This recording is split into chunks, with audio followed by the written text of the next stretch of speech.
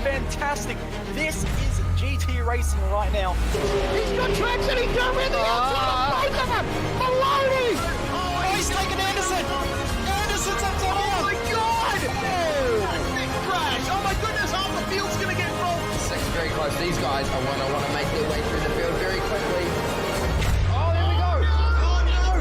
That's massive! This is it! This is over! I can't believe this! Oh my God! God, what?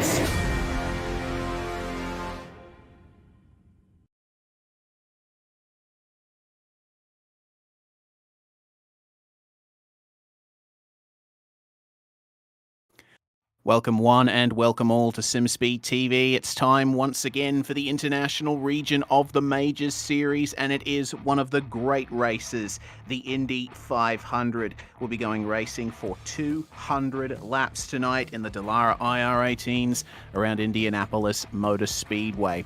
We had a fantastic finish last year. We're looking forward to hopefully seeing more of the same in 2022. To bring it to you all live here on SimSpeed TV is myself, Reese Gardner. Daniel Yeaman will be joining us very shortly, but for now, let's go through what is needed to win this race. This is going to be a very difficult race here in the Indy 500.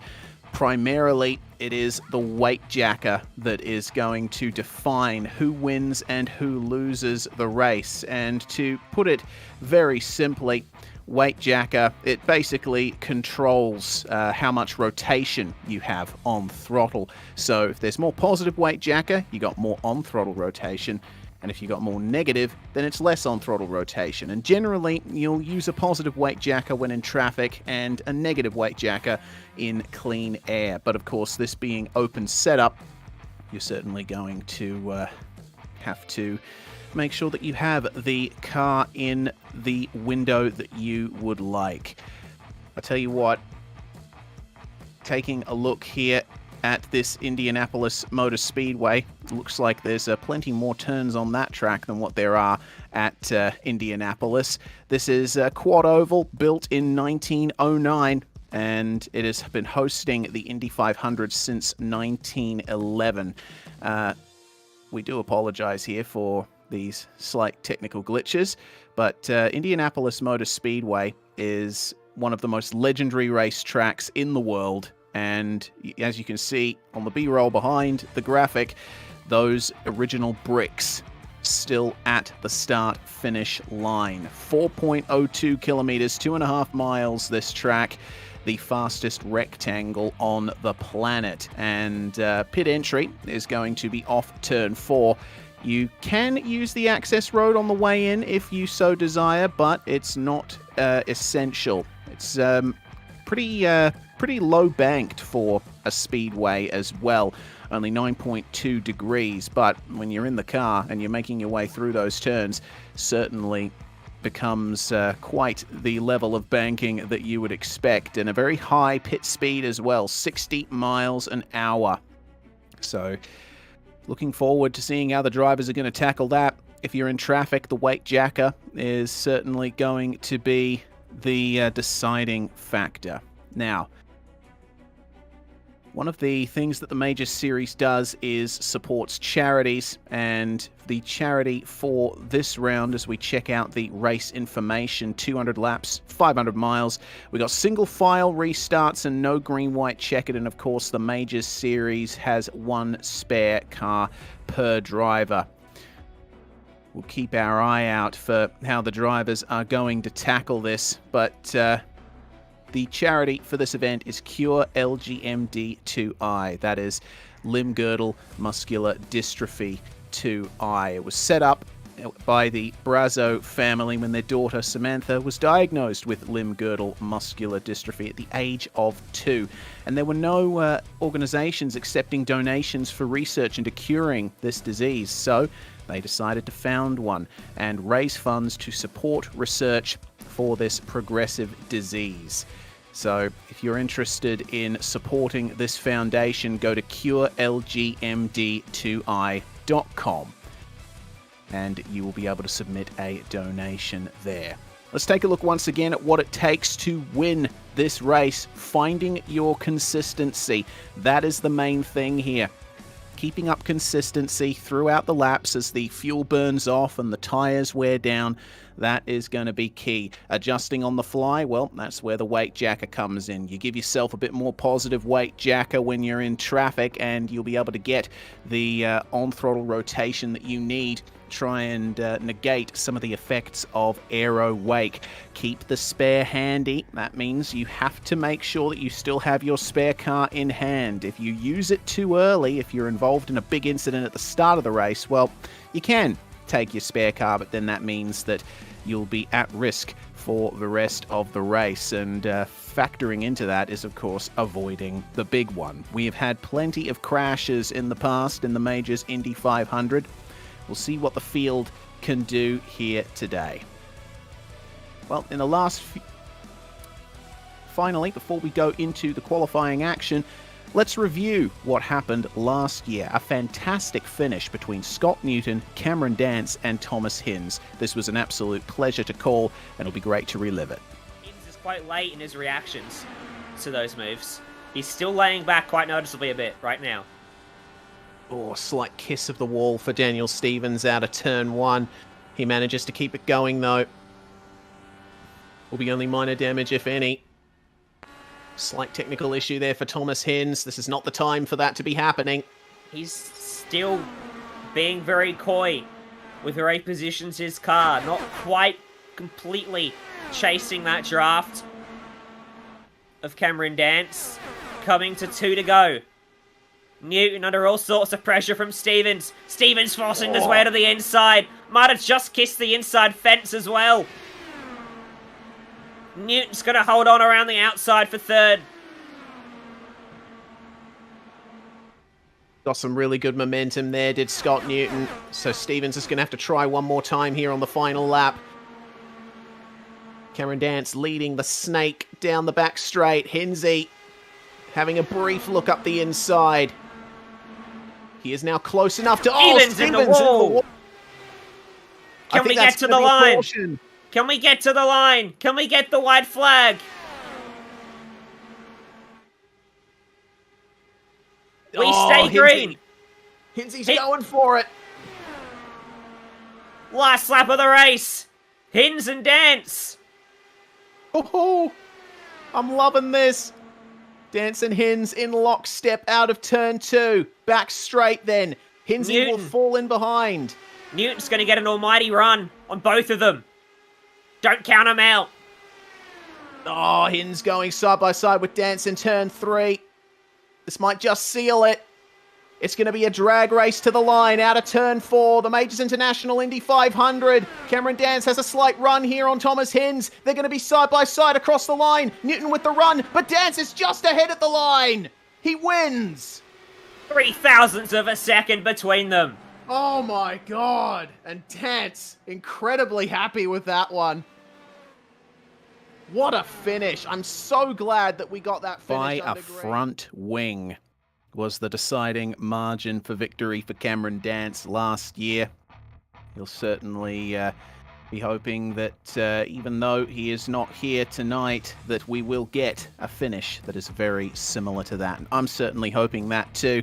Just a minute left here in the practice session before we can get into the race. Qualifying has already been done, and it's going to be Robert Northway starting on pole. But lastly, before we get things started, let's think about the amount of cautions possible in a race like this. In the international region, the Indy 500 has traditionally been very stop-start. But a lot of drivers who were not, who were here last year, are going to be absent this year, so that might bring about a change in the amount of cautions we see. The international region has generally been reasonably good on the ovals, so he is hoping that this is going to be a fantastic race with plenty of long green flag periods, and one that will provide us some great periods of racing.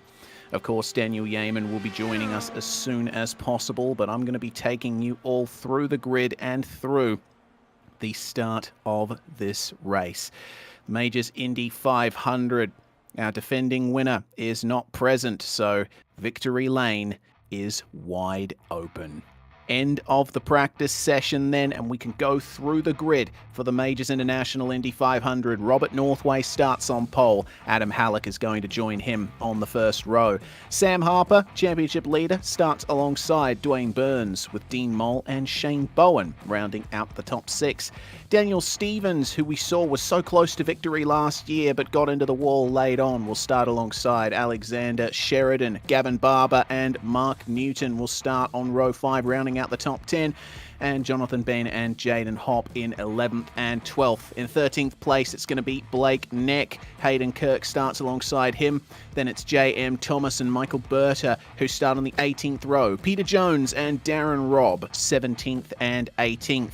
19th place is going to be Jake Fox, who won in 2018, starts alongside Julian Mookie, with Chaston Teets and Adrian Steffen on the 11th row, Dale Jeffries and David Nichols, 23rd and 24th.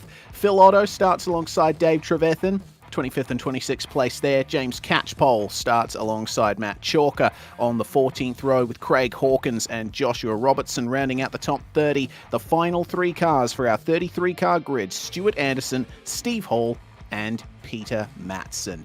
This is going to be fantastic, Dan. Combined field for the pro and sportsman splits. This is, as the drivers pull away behind the pace car, a race that I look forward to every single year. Absolutely, Reese. And thank you for covering there my absence. Apologies for missing the final part of practice. But hope you're all enjoying the start of the show for this one. It's my first time covering a Majors Indy 500 here tonight, Reese. So I will have to defer to your expertise and experience with this series, but should be a bumper race indeed with, 33 cars on the grid. I thought we were expecting maybe a few more tonight, but as it so happens, we've got ourselves a traditional size Indy grid here. So this one should be interesting. I've been made aware also, I guess, the challenges of making sure you get away cleanly here in this one, but, well, chance for a new year, and cross our fingers and hope it all goes to plan here for these guys at the up and down the field here tonight, Reese. Indeed. Well, we do have one former winner in this field in the form of Jake Fox. He'll be hoping to replicate some of that, but starting down in 19th place, he's going to have it tough here in the early stages of this race. The field will form up here through turns 3 and 4. The pace car will pull in momentarily, and Daniel Stevens will control the field. Sam Harper starting in 3rd. He won the Daytona 500, earlier this year, as well as the opening round of the season at Watkins Glen. So definitely the momentum is with him. He'll be wanting to stick with the likes of Northway and Halek early on, but never discount Dwayne Burns and Dean Moll. They have plenty of experience here at Indy, and they're great drivers in their own right. Daniel Stevens goes early. The green flag flies, and we are racing in the international region of the majors. The Indy 500 comes to a clean start for the time being, and Northway leading by quite a ways into the first couple of turns. Already a big crash, and we have got the yellow flag out. There's debris littering the circuit. Michael Berta, Josh Thomas, 2018 winner Jake Fox involved in that too. That is a big shame to see. Yeah, it was a huge number of cars all caught up there all of a sudden.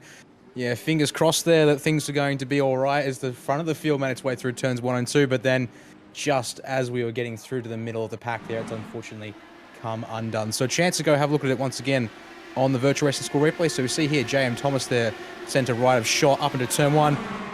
Down right on the apron, and he's on the curb as well. I've had a car ahead of him spinning 2 there. So, yeah, 2 cars spinning independent at turn 1, and then they just fly up the track into oncoming traffic there, Reese. It's a big shame, but fortunately there was no contact that caused the caution, so potentially there won't be any penalties coming from that. Nonetheless, the drivers are not going to be too happy with not being able to get a good green flag run to start this race.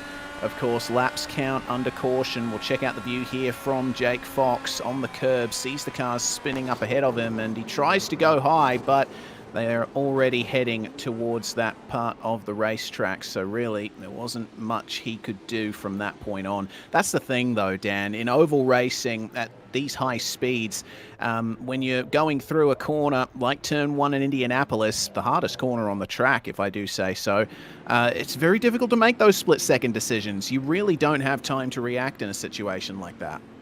Absolutely no. The nature of the circuit here, Indianapolis Motor Speedway, wide, open, fast, even though there is low banking through the turns, and the Dallara IndyCar here on the iRacing platform certainly will mean that, yes, reaction times need to be very low, and you've got to make the right call the first time by. There's no chance to make a second bite at the cherry if you'd make the wrong choice in an incident ahead. So certainly, yeah, it's going to be a real challenge here for those guys in the mid-pack if an incident unfolds directly ahead. Just got to hope that they pick the right spot to go on the track, as you said there, Reese, if something does unfold ahead of them. Well then, the field will tour around for at least one more lap after this. Here is Gavin Barber in the Middle Finger Racing Pro machine. Mr. Barber is into the top 10, staying in the same position he started. So, if anything, it's going to be a reasonable start to the race for him. Pretty much everyone apart from Barber and the top 6 have changed position on that first lap. Jonathan Bean as well, as part of the Middle Finger Racing crew. He, Gavin Barber, and Daniel Stevens are down in our other comms box. If there are cautions further along the line, we'll be able to bring one of them in, and we can have a chat to them mid-race about what's going through their heads. We want to give a big thanks to the Middle Finger Racing guys for volunteering their services to us here at SimSpeed TV. Hopefully we will get a chance to talk to them, but not too soon. We would like to get some green flag running in. Yeah, that will be nice to see, and hopefully get a feel for the way these cars are going to evolve and progress. You should see here, Dynamic Skies actually turned on for this event here today, Reese. I'm used to hearing a little bit about the Indy 500 and iRacing often being an event where the skies are left static due to the nature of detached qualifying based on the real-world Indy 500 schedule and so forth. But good to see we'll have that things changed there.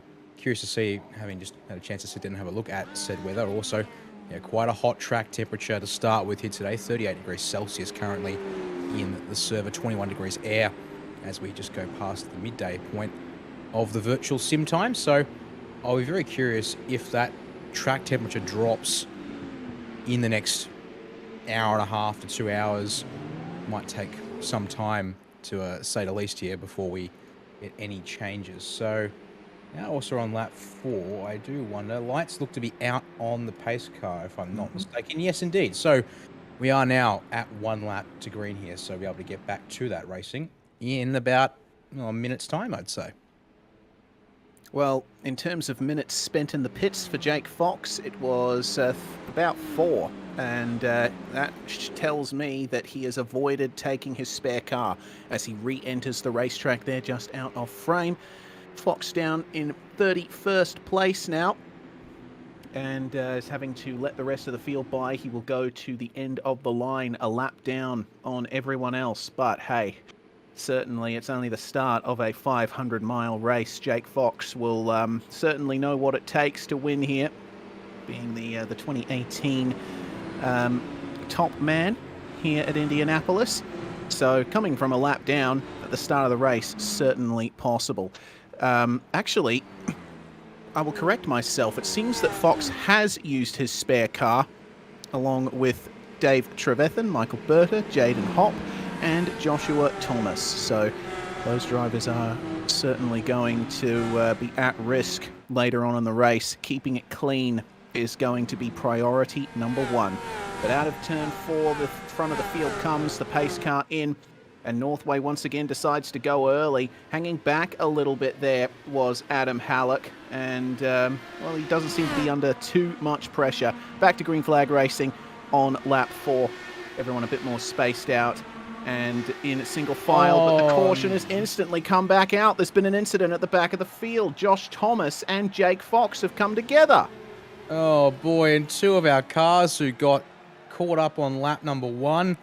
Thomas being one of the drivers, unfortunately, who spun straight through turn 1 there. So, yeah, we missed exactly what happened there. So time to have a look at the virtual racing score replay once more. So both cars down on the bottom of turns 3 and 4 here. Fox in the front of shot, just gone out there as we continue to look here at JM Thomas.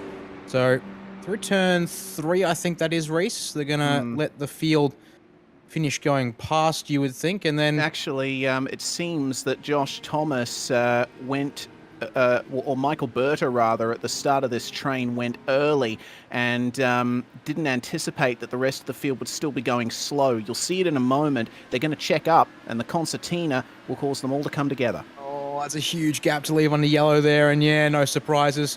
They've been given the green flag instructions, and third car entangled there. Jaden Hopp in the number 81 machine has got a front left now that is completely obliterated, so we'll have to expect him down onto pit lane in a very short notice. So you see here, look at that, green flag's already displayed, and then as a result, they've come piling on in, and that's just something you need to make sure you're not doing. You've got to stay on the back of the guys ahead of you here as we go back to live pictures, and indeed, Hopp brings that IndyCar down onto pit lane to fix up that left front. So that's 4 of our 5 cars who have already taken spares, having to come back to the pits to repair heavy damage. I would expect that they'll be in the pits for quite some time, and it'll be a miracle if any of them get back out onto the racetrack. That is a huge shame to see, and certainly it's going to be a blow to the to the Avatar Kinetic crew, I think, with J.M. Thomas, I believe, being a part of that team. But no changes for position throughout the field. And it's still, I think, a bit too early for anyone who hasn't gotten damage to be coming into the pits and potentially reverse engineering the race strategy.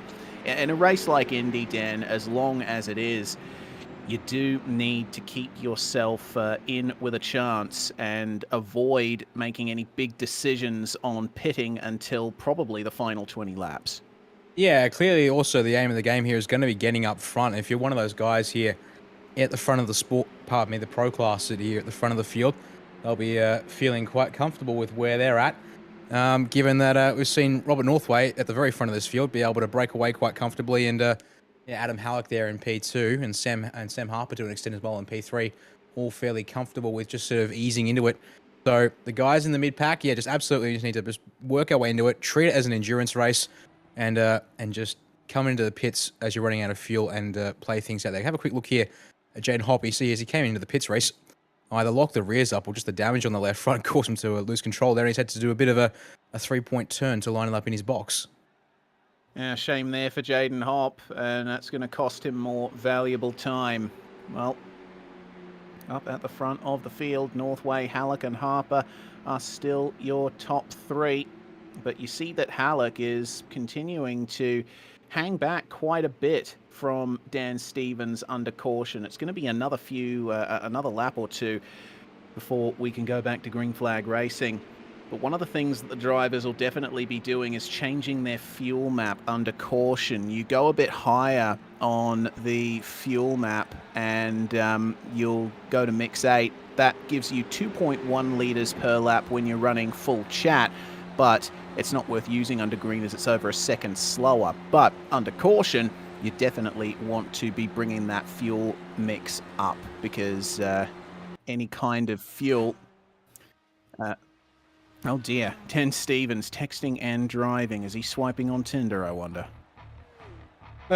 Well, we'll have to imagine that. Maybe check in with him later on and see what the case is, but we'll have to wait for another time, and indeed, same for you, Dan, because the lights are out on the pace car, which means we do have another 1 lap to green scenario here. So, indeed, there we go. Thank you, Dan. Much appreciated there. Yeah, there we go. We'll should have checked with you later. Yeah. Dan, of course, listens into the broadcasts here at SimSpeed, so yeah, anything that we say does go through to him. Well, we'll gear up now for the second restart of the night, and I tell you what, I certainly hope that it lasts more than a corner, this green flag run, because we have got a very competitive front half of the field. Robert Northway has been on excellent form in recent rounds, winning the second race at the Hungaro Ring, and also coming home with the victory in the Jimmy Bryan 200, the Lotus 79 at Phoenix Oval. So he's in familiar territory here in an open wheeler on an oval circuit. Last little bit of weaving there for James Halek as he gears up now for this second restart. Pace car will come into the pits momentarily, and we'll see just how early Robert Northway decides to go. He's certainly been trigger happy on these restarts, and Halek will be hoping that he can stick with him. So, in comes the pace car. And how long does Robert Northway decide to wait? He goes nice and early once again as soon as they get to the pit wall, and it looks like Halek was able to match him all right on that restart. Still within a good draft range there as we go green once again here at Indianapolis. All right, let's see now through turn one. Front half of the field makes its way through the corner. So far, so good. We cross our fingers though, because plenty more cars to make their way through turn one. Field is still starting to space. You can see there. Oh, that already too wide through turn two. What we got there, making a move around the corner there. All right then, Hawkins. So putting the foot down there in that machine. And the rest of the field comes through turn two. So there we go. We've now got ourselves two corners. Half a lap complete under green flag conditions as they lead us streak their way into turn three there. And Halek's done a good job and need to close up in the straightaway there. More side-by-side action in the mid-pack there. There's, cars up near the wall, Reese. That's a bit of a gamble early on, but so far it's all playing out nice as we continue to watch this group here in the mid-pack. Make their way through turn four. We're going to get ourselves one lap of green racing on the books now. And Adam Halek passing Robert Northway for the lead into turn one, but we will focus still on this midfield battle. This is looking mighty close here between all of these drivers. It's a big pack from 20th down to about 26th as we ride on board with Dave Trevethan, one of the cars to take the spare under that first caution, chasing down Stuart Anderson just up ahead of him. And Trevethan's left himself open there on the inside to Chaston Teets, who is going to draw alongside him. When you're in a pack like this, it's all a case of just lifting off, trying your best to keep yourself clean. But these guys will ultimately be costing themselves time to the rest of the field further up. Look at the gap that they've already gotten. Yeah, I'm just looking at this right now and seeing a lot of different ways of going about this race here in just a couple of laps here. Chaston Teets continuing to push through this mid-pack section, now up to position number 21 and pressuring Darren Robb for that 20th place spot. But in comparison to his pace, trying to carve through this group here, Reese, you've got other guys that are sort of floating around in the middle of the circuit, just trying to mind their own business and pace themselves, which makes for such a difference of speed here, given the slipstream and the way that drivers are committing to the inside line if they get themselves some good, clean air once they get into the turns. A quick look at the replay for the race lead, a couple of laps back. Adam Halek there, now down the middle of the track. Northway hangs it up high into turn one and leaves Halek to take that inside line and slot back into P2 there. So nice, clean, orderly pass for the lead. And back to live pitches here. Once again, top five looking pretty close and tidy together. Make it top six there. And then a small gap there to 7th and 8th at the back of the train race. Interesting to see that Sam Harper is running middle of the road in the turns. It's going to be slightly off the racing line for him, but I have to say it's not an unwise decision to be making. If you run a little bit higher through turns 3 and 4, then you'll certainly use the tyres a little bit less, but it seems that he's sticking well to the inside in turns 1 and 2. So this race is getting off to a nice calm start for the drivers up at the front of the field, but further back, have a look at this. It's we're right on board with Adrian Steffen. It's Julian Mookie and Gavin Barber side by side just up ahead of him. And Steffen fancies a look at Barber up the inside into turn 4. Gavin's going to stay high, and it seems let him go there. Oh, not quite. Barber's going to hold on to the momentum around the outside, but it's a little bit of a better run for Adrian Steffen. He's going to slot right in ahead of one of our MFR Pro crew. Yep, that's true indeed. So we continue to watch these guys make their way around the oval and back up to the front group here once again. Halek, Northway, Harper there, 1, 2, 3. A little bit of a breakaway there behind Harper, but that's more, I think, guys just pacing themselves at this stage here. So round turn 3 they come, and yeah, again, Harper continuing to make use of that middle part of the track. Just get some clean air on the nose, you would think. And once again, more drivers making their way through turns 3 and 4, and now we're getting ourselves into that rhythm. That's so crucial. On board here with Joshua Robertson, one of our sportsman entries there. So currently he's on the back of Peter Jones there, as they're currently racing the 17th and 18th outright. Into turn 1 we come, side by side between the two. Able to make the pass. Stick Robertson leans on him though, and there's contact and netcode. Monumental launch, and there we go. We've got ourselves some entries into the freestyle, I would suggest. And unfortunately, Robertson's car has been turned into a pile of broken parts. So That's yellow a big flag shame. back out once again. We got to lap 15, but our green flag run comes to an end. Only a very short one. And got to say that Robertson's maneuver was a little bit optimistic there. He did have some overlap, but was still behind coming into turn one. And the understeer happens when you're running tight. So ever so slight contact and gets spun across the front. Goodness gracious me, that is an enormous incident that Josh Robertson has suffered. Will undoubtedly be taking his spare car as a consequence of that one. Yeah, more drivers going to have to burn up those fast repairs this early phase of the race. Certainly not what you want to see, but, well, a car that's that damaged, even with updates to the damage system in iRacing every now and then, it'll mean that those cars need to come down onto the lane and reset and then cross their fingers that they don't get entangled in further wrecks trying to make their way back through the field later in this race. So that is going to be the challenge for those guys. So now almost, well, what would normally be about halfway through a fuel stint here, Reese, but given the number of safety cars, we are obviously going to see that tank range stretch out. But at the halfway point, no, that's a solid fake out there from Robert Northway. Never mind that. Nope. You faking back? No, he's just going to fake in, fake out. The double fake. A couple of times there. So no one takes the opportunity from the top 20 to come down the lane. But our first guys, there we go. Yes. So in fact, actually, I take that back because Peter Jones is 19th outright. He's the first man down onto pit lane to take some fuel and tyres here. No tyre set limits for the Majors 500 this year, so might make some sense here. But also tyre degradation, we're told, not super extreme around here. The question is more about how hard you're pushing your tyres and how much you're caught in the draft of another car, which translates obviously to aero wash through the corners. Well, Peter Jones, I think in addition to fuel and potentially tyres, will be taking damage repair as well. He was the driver involved with Joshua Robertson, and it looks like he's taken his spare car as a result of that. I was going to say I'm amazed that he didn't lose out too much thanks to that incident, but evidently the damage on the car was a bit too extreme, and Jones is going to re-emerge in 24th place. Dave Trevethan and Peter Matson have come in for a second stop. Craig Hawkins for a third time.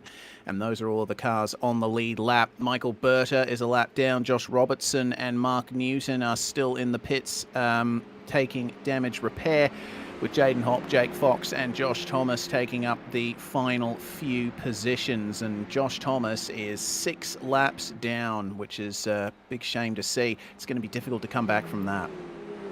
Yeah, even at this stage of the race, 6 laps down already. It's going to be an absolute monumental mission. Mark Newton looks to have already hung up the helmet for this one, unfortunately. Has not come back out on track since his lap 1 incident, so... Although, to be noted, thankfully by Director Joe Kennedy, he's also potentially having some connection issues with the server, so clearly opting to play it smart and not get tripped up and mess up somebody else's race. Joshua Robertson down on the lane once again, although was that a transit? No. Just coming out. Okay, my apologies there. So indeed, taking service, finally getting that car fixed up after a double wreck, as more drivers now a good hand of the top, just outside the top 20 here, race, opt to bring themselves down onto the lane, this time by Darren Robb, James Catchpole, Stuart Anderson and Steve Hall, with Craig Hawkins and Michael Berta entering the pits behind them. It's the first stop of the race for Robb, Catchpole, Anderson and Hall. Berta's going to be bringing it in for a second time there, and Hawkins for the 4th time so far in this race. If you're that far back in the field, I would say it's a good decision to just come into the pits whenever possible. Make sure that your fuel tank is topped up, because with how quick a pit stop is in a Dallara IndyCar, not much sense in not going in. If you're that far back in the field, you can set yourself up to have a good final stint right at the end of the race. The drivers will be thinking about the start of lap 200, even though they are on lap 18.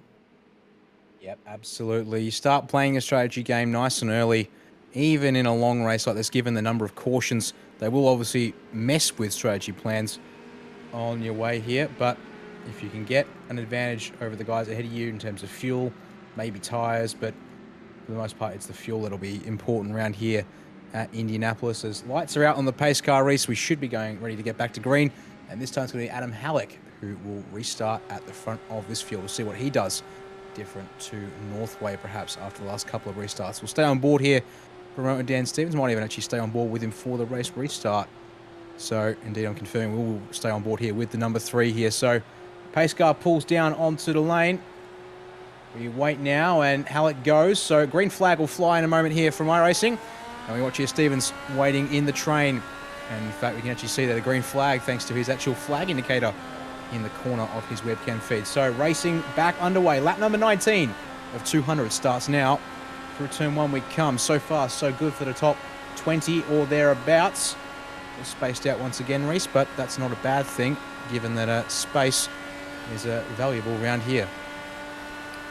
Looking at the rear of Daniel Stevens, looks like Blake Neck's going to line him up for a manoeuvre here. This is for 8th place. So that's now 2 spots down that Daniel Stevens is. He's going to try his best to keep with Blake Neck here. Neck is an experienced and very good oval racer himself, so those guys should be able to respect each other and give each other the space. But have a look at the run that Stevens has round the outside here.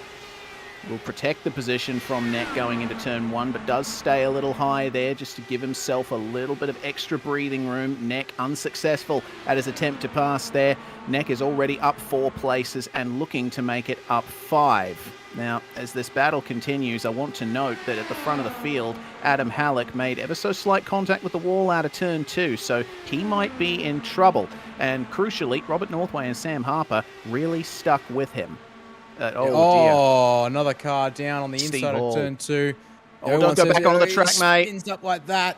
Oh, he ejects and we stay green. So thankfully, not going to have this run interrupted. Craig Hawkins is also down onto the lane in the number 14 Sportsman entry there. Looks like there's the other part of that equation, unfortunately. But the racing continues. So Halek looks to be okay here for now as we make our way down the back stretch.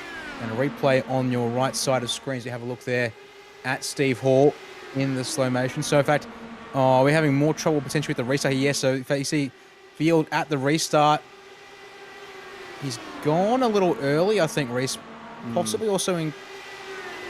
yep. And then tries to... Oh, dear me. Okay, was that Craig Hawkins that he made contact with, I wonder? Yes. Yes, that would be Hawkins, who's just come off the lane. So, unfortunately, Hawkins now goes down a lap. So, yeah, just standard oval racing rules. Can't pass on the left side of the train before start-finish line. So, Paul making a misjudgment there with regards to the etiquette and the iRacing rules around how to approach the restarts here in oval racing. And unfortunately, Craig Hawkins, pardon me, there's a whack there. As a result, we jump on board with Sam Harper here and just try and get a read of Elder on his car here, the number 2. Unfortunately, I'm not well versed on it, but I'm about to be told apparently what the answer is there is. Indeed. Well, this top 3 are absolutely fantastic. The way that these guys are racing, they've managed to get themselves together and be a very competitive top 3 for the front of this field. So the explanation for Elder on the car is Stuart Elder, who is a driver in the European Region Sportsman Championship, had a family bereavement this week, so might end up missing the race. So all of the Energy cars are running a rear wing and a halo too in honour of him to lend him their support. And Harper certainly bringing that forward because he's trying his best now to keep up with this top 2 who are dicing for the lead. Northway made the pass on Halek coming into turns 1 and 2, but Halek's going to get him right back here into 3 and 4. Back and forth here. It's quite interesting to see it's happening nice and early in this race, but plenty of space given by both drivers through the turns to make sure there's no wash up there that causes any problems, but also maybe just a good bit of a rehearsal run to get a feel for how much of a how much they've got here at this stage here as the tyres will be slowly burning away and the fuel drops off. And good rehearsal runs for later parts. So it brings Harper back into contention as well. Just keeping in the slipstream of Northway down the front stretch seems to have really helped him in particular as they make their way round turn 2 and onto the back straight once more. Got ourselves a nice lineup of cars here, Reece, all keeping themselves nice and steady at this stage. Yeah, Northway's keeping with Halek very nicely here. Might be lining up a run down the front straight here if he can nail the run out of turn 4. Harper, once again, the odd man out, going a bit high in the turns to try and keep that pace up. Have a look at the draft that he has with that excellent run out of the final turn, nearly front wing to diffuser on Robert Northway. And don't forget that Northway was in contention for the win last year, so he certainly has what it takes to get on the top step here. Unfortunately, he had connection issues that put him out of the running, so he'll be hoping that that's not the case this year. Yeah, you don't want to make sure you don't want to see, pardon me, issues that send you out of the race, especially if you're able to keep good pace. And, well, Northway's had some very good runs in the majors recently and also in other leagues of late, so I expect to see Northway fighting up the front of the field for the majority of this one, unless something goes right. So we'll have to wait and see how things play out, as we are still very much in the early stages of this race. We look here at some guys in the mid part of the top 10. On board with number 7 here is Shane Bowen, currently running in P6. He's got Dean Moll directly ahead that we can see here. He's also got Alexander Sheridan tucked in behind as they make their way down through turn 3, Reece. So, in all nice, calm and orderly as we've started to settle in here, which is good to see. And just off the back there of, I believe, Bowen's car still?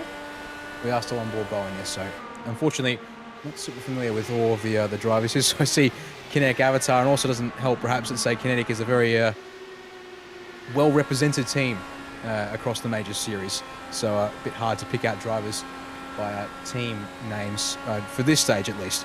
Maybe one day I can sort things out as we jump back to Blake Neck in P9 here. Still looking for a way past Daniel Stevens is Blake Neck, and he seems to have backed off a little.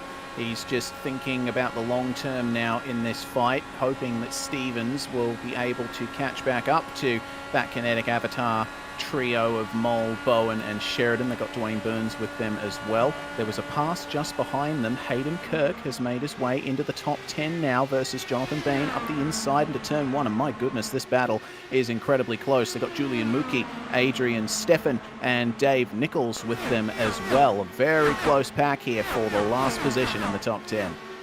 Yeah, it's all popping off. Mookie still leading that sportsman class group of drivers as well. The sportsman guys here who are running, their outright gains so far this race have been very good indeed, Reece. And now top 4 in sportsmen, all gaining 8, 9 and 10 places respectively. So they've been on the march, looking after their cars and also making sure not to get entangled in anything too much, as we get a little thumbs up there from Jonathan Bean, which is good to see there. Of course, the middle finger guys continuing to keep eyes on as that side through turn 1. Reece and Mookie hitting under pressure from Adrian Stefan, but Stefan nearly ran him up into the wall there, I dare suggest, with that push through the corner. Once again, if you want to go up the inside, particularly into turn 1, you have to be wary of understeer. Taking a tighter line through the corner, Stefan almost causing another caution there, but fortunately backing off and allowing this battle to continue to play out under green flag conditions as we check a little bit further back. This is a very close pack here. Looks like Dave Trevethan we're looking at from Gavin Barber's perspective. This is the battle for 18th on back. Matt Chalker just up ahead of them is in his own little world in the number 76 and 17th, 11 places up. But the battling very close in these early stages. Coming up to lap 31 of 200 now, we should expect drivers to start coming in around the lap 40 to lap 50 mark, if that is, of course, providing there is not another caution. This battle up the front of the field is as close as it's ever been. Robert Northway chasing down Adam Halek. Yep, indeed. Look at them all still lining up, pacing themselves and biding their time at the front of the group. This is what you like to see when it comes to oval racing, especially in a high-speed car like the Indy car here, as we jump on board with the 36 of Halek and looking back at the rest of the group. And the snake continues once again here. We've seen Halek already deploy it to some effect. Just trying to break that little bit of slipstream there, but Northway goes with him for the most part and is able to follow quite nicely there through turn 3 and 4, it would seem. Looks to be getting a little bit lower through the corners, try and get a little bit of that clean air on the inside of the front wing and just maintain the run on corner exit and then use the slipstream to full effect down the straightaways here at Indianapolis. You can see there now, got ourselves a bit of a breakaway with the top 7 cars still hanging on to each other, and it's a small gap back to Daniel Stevens in P8. Yeah, I think Blake Neck behind Daniel Stevens might be thinking about a move sooner rather than later if that gap doesn't improve. And have a look at the speed he's carrying there, getting up into 6th along the straights. And 6th gear in the IndyCar is usually used as the draft gear. The ratio is very similar to 5th gear, and you would usually use 4th or thereabouts if you're running on your own. But of course, Neck just lifting off here, trying his best to keep Daniel Stevens honest. Let's see how that gap ends up being made up. But this early on in the race, we shouldn't expect to see too many banzai moves up the inside. It's going to be definitely detrimental to your race if you're too aggressive early on. So the drivers are just holding station at the moment, but not in the vicinity of these guys. This is looking pretty good here with Jones, Matson, Jeffries, catch pole. There goes Matson up the inside of Peter Jones, who we remember was involved in the incident that brought out the 3rd caution. It's amazing to see that Matson has managed to stay on the lead lap and still work his way through. Yes, I think maybe referring to Jones there rather than Matson, as far as I remember. Yes, Matson's Jones, been, yes. Yes, Matson's had a nice clean race so far there and puts himself into the top 20 outright, and also inside the top 10 of the E-Sportsman class here this evening as we head back to the front of the field once more. And Sam Harper continuing to work the middle of the track through the turns, get that clean air, and we've got someone down on the lane, Adam Halek, the first man down, lap 35, coming down from the race lead. He's followed in by David Nichols, and so that's a bit of a move there. And curious to see how this plays out. We're told, Reese, that the undercut isn't that big of a deal because the aero wash is more the issue than the tyre wear. And it's down to how you work the tyres and the heat that gets generated as a result. So whether it's that or whether it's just the fuel situation perhaps for Halek there, not saving as much as you'd think, or maybe, just maybe, fixing the damage that may have come from that small bump that you mentioned a couple of laps back on the exit of turn 2. I'll correct myself from before as well. Fuel stint is about 29 to 33 laps depending on fuel burn. So this is pretty much spot on for what we can expect as Adam Halek emerges out of the pits. And it looks to me like Halek has come out in 23rd place. Response here from Gavin Barber.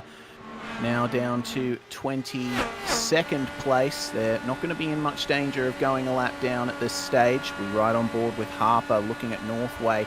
These guys have definitely been saving under those cautions. They've certainly gone a bit longer now as Phil Otto comes into the pit lane and just manages to slow down in time. Jonathan Bean entering the pits there just up ahead of them. Those guys in 13th and 14th position as things stand. Yeah, well, I wouldn't say that's much of an issue of, well, a case of Otto there per se, being a bit hot in on the pit entry. I think that's more a case of Jonathan ahead of him, a little bit more cautious. Make sure you get it down on the marks and make sure everything goes. Oh, he's missed his pit box, says Jonathan Bean. Oh, he's dancing the car back and forth. He gets it stopped finally, but I think he's a genuine risk going down a lap on a green flag stop here, Reese, as we watch more of the field having to peel off and committing early indeed. Yeah, Jonathan Bean down a lap as a result of that pit stop. And I believe, yeah, Phil Otto goes down a lap as well with his pit stop there on the green flag. Righto. Well, Shane Bowen, Daniel Stevens and Adrian Stefan have come in all in a row. And now we wait to see what the rest of the top of the field are going to do. Blake Neck certainly had a few adventures there. Remember, he was stuck behind Stevens for quite some time. Maybe he'll take this opportunity to do a couple of laps under clear air before he decides to make his way into the lane. But we see drivers peeling in there. Continuing to stay out is Sam Harper, but Robert Northway, Dwayne Burns, Dean Moll, Blake Neck, Alexander Sheridan, Hayden Kirk and Julian Mookie all jump into the lane there. So now everyone except for Harper and Dale Jeffries down in 13th have come into the lane. It looks very close there between Blake Neck and Alexander Sheridan, but let's see who nails their stop and who doesn't. Drivers are encouraged to stay to the right as much as possible when they're down on the lane. It looks like a bit of a slow entry there for Jeffries, so Sam Harper, the sole car left to pit as of right now, and a little bit of clear air running may benefit him here as he puts everyone a lap down on him now. Yes, well, I can actually tell you Harper is on the lane now, so that now means we've got everyone in for their first stop. It actually means that Dave Trevethan, who came down the pits on lap 16 under one of those yellows, is assuming the race lead here, Reese. So shuffling and changing in the order. The guys who came in under that yellow flag, we have ourselves 6 of them, are going to be now at the front of the train. And I'll be very curious to see now with Harper coming off the lane now. He's going to get passed by Robert Northway. And actually, looking at this, Northway is going to get past him by a decent chunk. There's another quick look at a replay here on pit entry for Blake Neck. That is quick. But I think he got away with that one as far as I can tell. So that is pulling up the pit lane here in Indy to about perfection. And actually has officially gets a spot at the pit line there, at the entry line there. All right, well, running order at the moment, Dave Trevethan and Peter Matson are the ones in the lead. Peter Jones trying to line them up potentially for a move. The trio of Catchpole, Rob and Anderson in 4th, 5th and 6th. As we check out the running further back in the field here, coming through turns 1 and 2. Very close fighting as Adam Halek gets back past Robert Northway. So that's for the effective race lead here. Yep, that will be important to watch in the next couple of laps. Currently at 20 seconds off the current race lead. So if we look at the replay here, and yep, good run off of turn 4 for Halek. Straight up the inside of Northway, who doesn't offer up much resistance at this stage, especially since we are on lap 43 of 200 here. And now getting those laps ticking away here, Reese, as we're approaching 40 minutes of race time as well. So good to see now we're getting this nice stint of green flag running after a couple of yellows there back to back to back.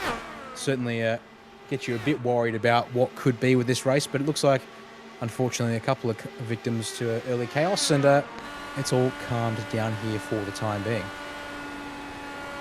On board with Julian Mookie chasing down Daniel Stevens, who came out of the pits, cycled back through into 14th place. That stop did not work out as well as Stevens probably would have liked, but don't forget, we still have that top 6 who pitted under caution in those top 6 positions, so that is the reason why that is. They're making their way past a bit of lap traffic as well. Checking one of the kinetic avatar cars, Dean Moll in 19th, chasing down Chaston Teets, and looks to me like this is at the front of a small 4-car battle pack that shows up on our timing. Moll looking to make big moves here, and Moll, I think, did not have a very successful stop here, considering that he came in around the same time as the likes of Chaston Teets. But here we are then, Peter Jones, Darren Robb and Stuart Anderson coming in for their second stops of the night. Well, actually, it's a third stop for Jones and Robb. And they only went for 27, 28 laps each. That is well within the window for the fuel burn. Yeah, that looks like they've kept that engine on mix 1 the entire stint then in that case, because that's a little bit shorter than what we were expecting, but given our fuel data came from Mr. Cameron Dance, and based on experience and knowledge of Cam, he certainly knows how to end up saving a little bit here and there without too much fuss. So that could be interesting to see if we're maybe on the verge of 27 to 28 laps, depending on your fuels, the way you burn fuel, and if you're going flat out around here. And yep, so that's 3 of our cars that came in under yellow who have now come down the lane. But we do have 3 still out there with Trevethan, Matson, and Catchpole still running. So they're clearly able to save a bit more than those guys who have come down the lane. So curious to see here. Now we're in this sort of phase of the race where we've now got 2 different strategies very much on display. With a breakaway group of 6, although Trevethan, Matson, and Catchpole still going. I would think, though, they won't have all that much fuel left as we continue to watch Sam Harper. He's looking to pressure Dwayne Burns, who was able to jump him in the pit cycle race. So Harper wants that P3 effective back here as Trevethan comes down to the pit lane from the race lead. We'll see if Matson and Catchpole follow him in, but unfortunately there for Sam Harper, not able to get the move done on Dwayne Burns, still running middle of the road through the corners. And yes, it looks like Trevethan has followed Peter Matson, or Matson has followed Trevethan into the lane. James Catchpole stays out, and these guys will filter past him. Catchpole's getting a little whisper of a draft here, and we'll see how much that benefits him. But the battling's still very close now for effective third. Harper very high in turns 1 and 2. Will he get the momentum off the corner to make the move here on Dwayne Burns? Has to lift off in a straight line though. He does pull out of the draft. He's going to try here on the inside into turn 3, but oh, have a look at that understeer. And having to go very high as Dwayne Burns to try and avoid that one. Yeah, thankfully able to be aware of what was happening there through turn 3. Give the space to Harper on the inside. Just, yeah, caught in the wash of Northway, it seemed. Not able to get the car to hang down the bottom there. And Burns with the steering lock open, able to carry on there through turn 3 and keep that spot. But through turn 1 again there, Reese Harper with that wide entry into the corner gets a fantastic sling into turn 2 and onto the back straight again here. The question is Harper going to make the move this time? It's a late pull out to the inside here from Harper, but Burns gives the space, and this time it's going to be side by side off the corner as we continue to watch from Burns' perspective. This time through turn 4, again going to be deadlocked, and Harper's going to have to tuck back in, I think, as the slipstream gives Burns a little bit of an advantage, and indeed he does as Catchpole brings his sportsman entry down onto the lane. So there is our caution drivers in and out of the lane, and that now puts us back the way we were after that first cycle of pit stop technology. Almost 2 cycles, depends on how you count it, but first cycle of the green flag is now complete. Crucial stuff here for Blake Neck. He has done fantastically here. Oh my goodness, that is huge. The caution is out. That was Adam Halek going for a spin in turns 3 and 4, and Robert Northway has been collected by that. Halek comes to a stop in the middle of the track. Oh, don't go forward too early, mate. But, man, have a look at that damage there for Northway. His car is absolutely destroyed. There is no front right on that thing. And that's our 2 contenders for victory just about out. Northway, yeah, pardon me, Halek can't get that car moving. He has to tow the thing back to the pits. Northway, by some miracle, is still circulating. He's going to pick up the pace car. You can see there very quickly on the virtual racing school replay. We'll have to obviously roll it back a fraction to pick it up. So into turn 3 we go, and it's just a case of Halek making a massive misjudgment, I think. Possibly clipping the apex curb, I thought. And indeed, it comes down through turn 3. Line. Yeah, and he's just on the apex curb, slams the car back up into the fence, and Northway almost gets away with it, to be honest. But has to, well, does clip with his front right there, and then as a result, Halek's car is pinned. We jump on board with Northway here to have another look at that one there, Reese, and yeah, just watch here through turn 3. Oh, the rear's got away from him. No, he hasn't killed the curb, the rear's got away from him there. So, unfortunately, Halek pushing too hard, the rear's giving up, and then, oh boy, Northway, somehow minor miracles, has been able to hang on to that car, and is now leading the field with a completely demolished right front. And the issue for Northway was he couldn't go straight into the pits because when the caution comes out in iRacing, pit entry is closed.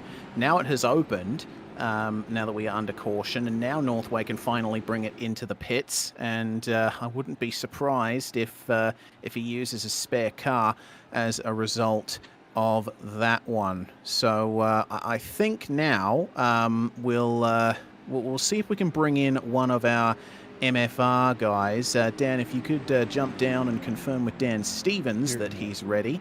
Let's see what we can do to get a bit of an eye into how the drivers are approaching this race, especially with the fact that these cautions are now massively affecting this first half of the race. It was a very good green flag run that we had, but now for the time being, the drivers will be neutralized once more. We do have Dan Stevens in here with us. Dan, what do you got?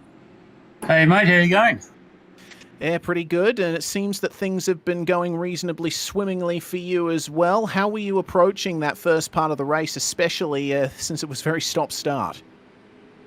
Yeah, well, I was actually quite surprised, to be honest. When from the practice session that we had earlier to now, I don't know what it is, but the car just had no grip whatsoever, and the car was just arrow washing up to the wall, and I wasn't expecting it. So those two cautions that we had actually give me a bit of time to just think about what I can change to improve it, which I have done. Have you been playing around with the weight jacker then? Yeah, the weight jacker, the bars, mate, the whole lot. Bit of a wing adjustment as well during that pit stop, which has made it a lot better. Excellent stuff. Well, you're currently in 6th place and looking to pressure that top half of the field. Now with James Halek and Robert Northway out of the picture for the time being, this should work out for you. What's your plan from here coming up to the halfway point? Yeah, just gonna take it easy like I normally do in these oval races until that last 50 or so to go. But I'm not going to worry about Adam and Robert. They're pretty quick guys, man. They will be back up front in no time at all. Well, we'll see how that works out then. We'll leave you then, Daniel Stevens, to continue with your exploits in this race. Thanks very much for joining us, mate. All good, guys. Have a good night. So, Daniel Stevens still thinking of the long term. No surprise there. And unfortunately, there's been issues for Gavin Barber. Apparently, a massive frames per second drop. He has retired the car, so we won't get a chance to talk to him, Daniel. Yeah, that's a shame indeed to miss out on, finding out hearing his perspective on the race more in general, I think to say so. Another driver has bitten the dust, as it were. So, got ourselves now a couple of guys circulating 2 laps down. But we do have, if I get a read on here, we do actually have 31 cars still circulating in this race. So that's good to see. But actually, Gavin is apparently still out on track and circulating. He's just, unfortunately, 2 laps down. So his race is going to be... All right, so we've gotten confirmation that it was actually Mark Newton that was having the FPS issues. We apologise for that. Yeah, that was what caused him to crash at the start, apparently, and then he couldn't fix it. So that's why Newton was out on lap 1. Yeah, well, looks like while we've been having that lovely little chat there, thankfully, that allows the pace car to do its thing, and we're now down to 1 to green. So it's going to be Dwayne Burns. His turn to lead the field back to this restart. He's gone early there indeed. So racing resumes here. 53 laps down. Make it lap 54 here as we get this one underway. Reese, and once again, nice and clean in single file from the front runners. Burns, Harper, Bowen, Neck and Sheridan, your top 5. Robert Northway has gotten his repairs done and is now out in 13th place with Adam Halek lap down in 25th. As the battling continues here, we're on board with Northway as he made his way past Matt Chalker there in the number 76, and there's a nice big gap ahead to Dave Trevethan, which means that Northway will have a little bit of extra grip available to him in the turns to be able to catch up. So let's see if Dan Stevens is Nostradamus and will be right that Robert Northway will make his way back up to the front of the field. Forge NRG then, Sam Harper, second place. He's already had an oval win so far this season and looking at another, but the kinetic avatar car of Dwayne Burns and his teammate in Shane Bowen, once again, proving themselves to be some very tough competitors in the majors field when it comes to the ovals. Yep, indeed. Well, I can't say yep, indeed. Unfortunately, I don't have the experience with the track history here, but well, I'll take your word for it. And well, certainly, evidence is playing out at this stage of the race to that effect. As off turn 4 there, a very good run for Bowen in third place here. Although behind him, he's bringing Blake Neck with him as well. So as he closes up on the front too, he has to obviously keep an eye on what's happening behind just a little bit as well. But all calm and collected through turns 1 and 2. Top 4, make it top 5. And then Daniel Stevens there in P6 still hanging on to that lead group.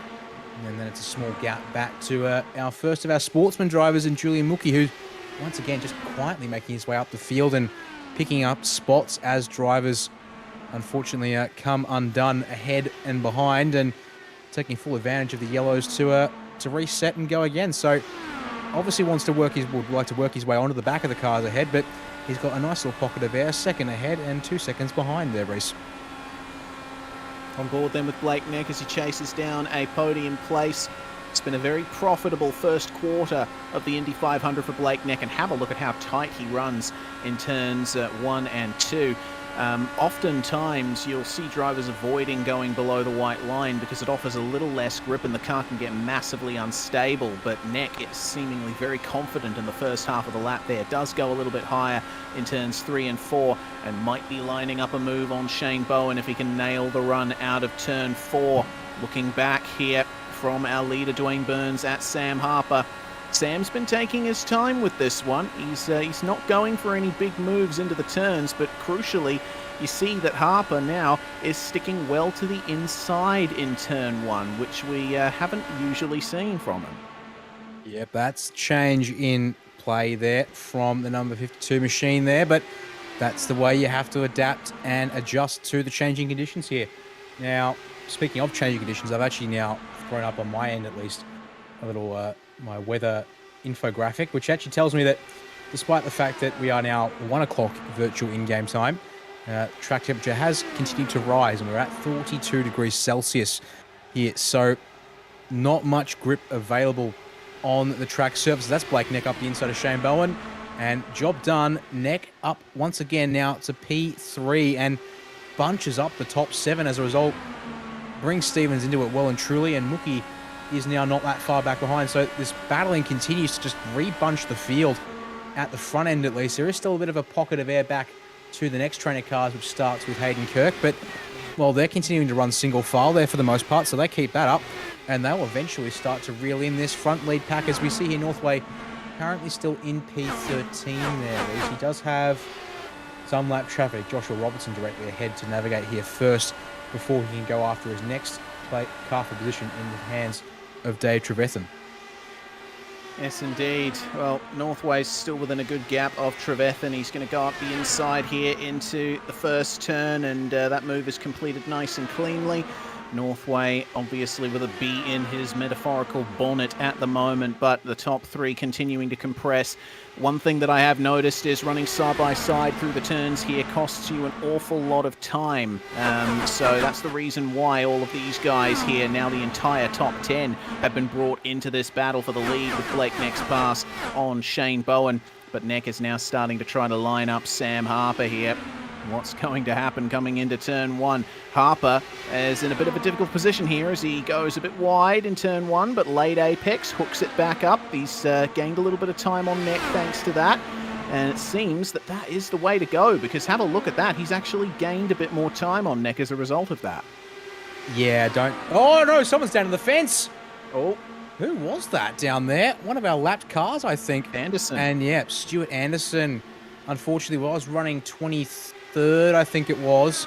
That 249 sportsman entry, though, has found the fence, and thankfully, though, he stayed green as he's down near the inside wall. So, well, unfortunately, that race is now well and truly done for him as he tows that car back to the pits. We're able to keep the racing going up the front. So, You can see they're bunching up once again. This time, though, Harper not opting to run high through turn 1 as he has done before. So just maybe testing a few different things here at this stage, working the car over and trying to figure it out as Julian Mookie's made his way past Dan Stevens there for P6. And now, look at that, immediately, Hayden Kirk's going to have a go at Stevens into turn 3. Yeah, looks like Stevens hit the wall coming out of turn 2. Oh, no, he didn't hit the wall. He did have a little bit of a wiggle. You'll see it here. Yeah, there's the wiggle from Stevens, and he's able to get it done. But we see the replay of what happened to Stuart Anderson. Big mistake there coming into the first couple of turns, and Stevens is really dropping down the order now, isn't he? Now down to 9th place as Hayden Kirk makes the move on him. Yeah, something really upset by whatever happened to Stevens' car there in that moment. Obviously, sliding a car like this at speed, that'll superheat the tyres if you let that go on too long, or even just let it slide at all in the first place. So keeping that to a minimum is crucial. You see there how low Blake Neck dares to run it through turn 4, right up against the white curbing there, but it's worked out nice of him. Look at that run down the front straight. God. 1 and 2 places up the inside of turn 1 from 3rd to 1st. You have yourself a new race leader. Goodness gracious, Blake Neck making a huge statement there. Going from 3rd to 1st in the space of a few hundred meters. Fantastic stuff. And I think he's looking to try and make up a gap now with the amount of pace that he seems to have. He was biding his time behind those two for quite some time. Here's the move. A fantastic run out of turn 4 and clearing both Harper and Burns before turn 1. I mean, goodness gracious. I haven't seen a move like that in quite a while. And look at the gap he's built off of turn 4 immediately there as well. Like, yes, of course, the cars behind are catching him in the slipstream, but his drive off the middle and exit of these corners, now that he's got clean air, it's massive. And just like, he's pulled himself nearly half a second as a result, and that just means that these guys have to keep themselves absolutely pinned in the throttle to even have half a chance of closing the gap back down in the case of Dwayne Burns in particular. Like, just... And yeah, just the side draft, it seems, once he got to Harper's car there down the front stretch there, Reece, just seemed like it gave him a continued drive because, well, Harper was tucked up behind Burns, of course, there on the front stretch. Just had nothing for Neck as he went past the both of them. There's a chance that Neck could have been doing a bit of fuel saving in the draft, which would have allowed him to use a richer fuel mix, and that might have been what gave him the power he needed to make that move. Yeah, certainly quite possibly. I have to look forward to finding out perhaps later in the race, probably from our MFR guys in particular, as to how much they're playing with fuel mixes, if they're willing to tell us that at least, because yeah, certainly you can obviously afford to run a lot of fuel. Oh, who's up in the fence? Matson. One of our Peter Matson in the 173 entry. Oh, he's been doing a decent job and now has to limp that car back to the lane. Gets down out of the way there on the back start of the back straight, so thankfully he shouldn't be too much of a drama there, but unfortunately that's another driver now who's going to have a painful run back to the pits before we can even think about getting that car fixed up. As we now have a look at the replay on the right side of screen whilst maintaining an eye on Robert Northway live on the left side. So just wide through turn 1, Reece, and yeah, the tyres just not able to give him what he wanted there despite clean air on that car. Yeah, I think he might have turned in a little bit early for turn 1 there. The front tyres started scrubbing, and I saw that Matson put in more steering input on the way into the wall, so he was trying desperately to recover it, but unfortunately, that's not how it's going to happen. Fortunately, he was able to keep pace, and we stay green for the time being as Adrian Stefan and Julian Mookie fight over what is now 6th and 7th place. Mookie just up ahead there with a great run round the outside of Adrian Stefan, but Stefan still with a tiny bit of overlap down the back stretch. He's going to try and force the issue once again here coming into turn 3, but Mookie with some supreme pace there up high, and that's benefiting Hayden Kirk as well.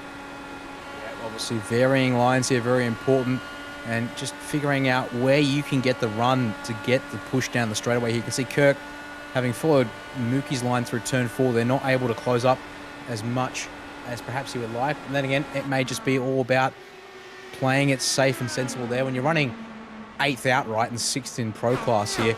No need to do anything too ridiculous. And, well, the two guys directly ahead of you are both in sportsman division. So you're not necessarily racing them for outright, well, you're not racing them on a class honours, although you certainly would like to get past them, you'd probably say, on the outright perspective. But lap 69 of 200, no need to rush things at this stage by any means.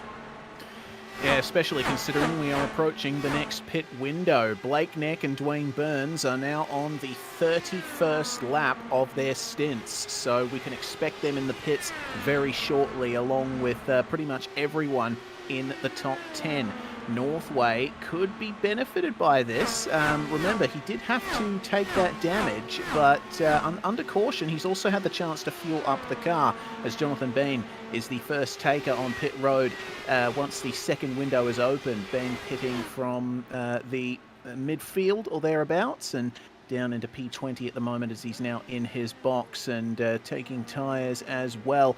That's worked out pretty nicely there for Jonathan. Let's see where he ends up. Meanwhile, Blake Neck and Dwayne Burns still very close here at the top of the field. It's been a good run of pace from Mr. Burns. We saw that Neck was gapping them just earlier. Stevens, we saw him dropping down a little earlier, and he's decided to jump into the pits and sort of reassess where he's going. But we'll keep our eyes focused on the first couple of positions here. When does Blake Neck decide to bring it in? It will be interesting to see how much fuel he opted to save running in the middle of the train for a bit. Dan Stevens has come down the lane, and there you go. In fact, Neck's been saving quite nicely because he's actually beaten, well, stayed out longer than Dwayne Burns has been. So there you go. That's quite telling there, as Burns was leading for the most part since that restart. And, of course, that now shuffles the order some more. So very curious to see how this plays out. As we are indeed. Stevens off the lane there as he jumps on board with the number 3 car. He is down in 19th place, and all these guys going past him are now putting him a lap down. So this is the danger zone somewhat for Stevens, because you don't want to get caught a lap down ideally, although if a yellow was to come out in the next little while, he would get it back. But more drivers down to the lane include our race leader, Blake Neck, and Shane Bowen follows him in there. So Sam Harper and Alexander Sheridan, along with Julian Mookie and Robert Northway and Hayden Kirk, all staying out here. Northway, we can expect, won't have to pit for another 10 to 13 laps. It's amazing to see just how much saving has been done by Sheridan, Mookie and Kirk. They're on the 34th lap of their stint as Neck gets his stop done. And looks to me like a 10-second dead, just about, 9.7 by that timing, in the lane. And now Harper, Sheridan, Mookie and Kirk, will keep an eye on them. Harper's going to stay out for yet another lap here, but crucially, Sheridan, Mookie and Kirk now down onto the lane. They were able to make it 34 laps on that tank. I think we can expect Harper to jump in here at the end of this one. You would think so indeed. So has been saving quite nicely here, but now surely going to run out of fuel in the not too distant future as he makes his way through turns 3 and 4 now. And now we wait to see, does he bring that car down onto the lane? No, he's got more fuel in the car. So no surprises there in some respects, to be honest, Reese. He's been making no real hint of pushing for the race lead. And, well, clearly works out quite nicely for him because he's staying out and continuing to stretch that tank to 35 laps here, it would seem. Yes, indeed. Running a bit of a leaner fuel map in the draft behind Burns and then Neck, certainly helping him out there as all of these guys now currently from 9th on down, the drivers that have pitted. Neck has managed to come out ahead of Burns. They've got Bowen, Sheridan, Stefan and Mookie just behind them. But Neck trying his best to make moves here as we see Sam Harper into the lane. He was the he was the driver that managed to make the most laps on a stint in the first stint of the race, I believe. And looks like that's the story of it once again. But Blake Neck, crucially, has the fastest lap of the race by 3/10. Robert Northway filters back into Harper's the lead. missed box. Remember that. Oh, Harper's missed his box, has he? Oh dear, Yeah. that's going to cost him dearly. Yeah, just not too much of a miss there, but just a couple of crucial seconds there that he has to spend backing it up and resetting the car, and allows, Dwayne Burns, Shane Bowen, Sheridan, Stefan, Mookie, all going through on him as a result. We have a quick look at exactly, not much, but just what it means to miss the pit box here. And that was by barely anything. Oh, he had to have a couple of goes at it. Oh my goodness, that is a huge overshoot that Harper had. And that has certainly cost him dearly. He has emerged in 15th place, and he's actually lost a position to Phil Otto, so now he's down to 16th, but he's going to get it right back once again with that superior pace around the outside. But he's got all the work to do now, hasn't he? Yep, he sure does, and it's just the worst possible kind of place I would dare suggest he'd want to be, so he's got to work for it now, and we'll have to wait and see what he can do with it. So that's the next question as we jump on board with number 3, Dan Stevens.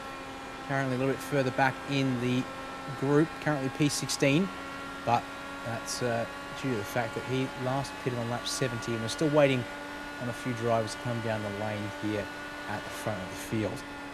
Oh, caution out. Now will Jake this work Fox. out? Oh dear, that's big, right in the middle of the track. He does tow back to the pit lane. So our 2018 winner having absolutely torrid night. We will check out what went on there, because very unfortunate for Jake Fox. He was already 6 laps down, and it looks like he's done it all on his own, unfortunately, as we go to the replay, thanks to our friends at Virtual Racing School. This was coming into turn 2. Fox just turning in way too early and catching the apron on the inside of the corner. That's where the tarmac flattens out. You see it right there. My. That's massive. Yeah, wow, that's quite the unexpected mistake from someone who clearly, given that result from 2018, knows how to drive the car around this track, and given there's no real pressure ahead, just down below the groove of the dark patch of the asphalt, and then gets there, and there's just no chance to react and save that car, and well, the right side of that vehicle is destroyed, and quite possibly not for the first time in this race. Someone's parked it at pit entry as well. I didn't quite catch who that was. Steve Hall. He's Steve very Hall slow. in the 017. Pit road might be closed. Yeah, Yep. but it has opened now, so he can make his way forward without getting a penalty. Right. Oh, well, actually, interesting to see there. It didn't look open on my end, but maybe I just don't know what the pit open signal is, perhaps. But that's something to, discuss another time. Unfortunately, Steve is almost 8 laps down on the race leaders.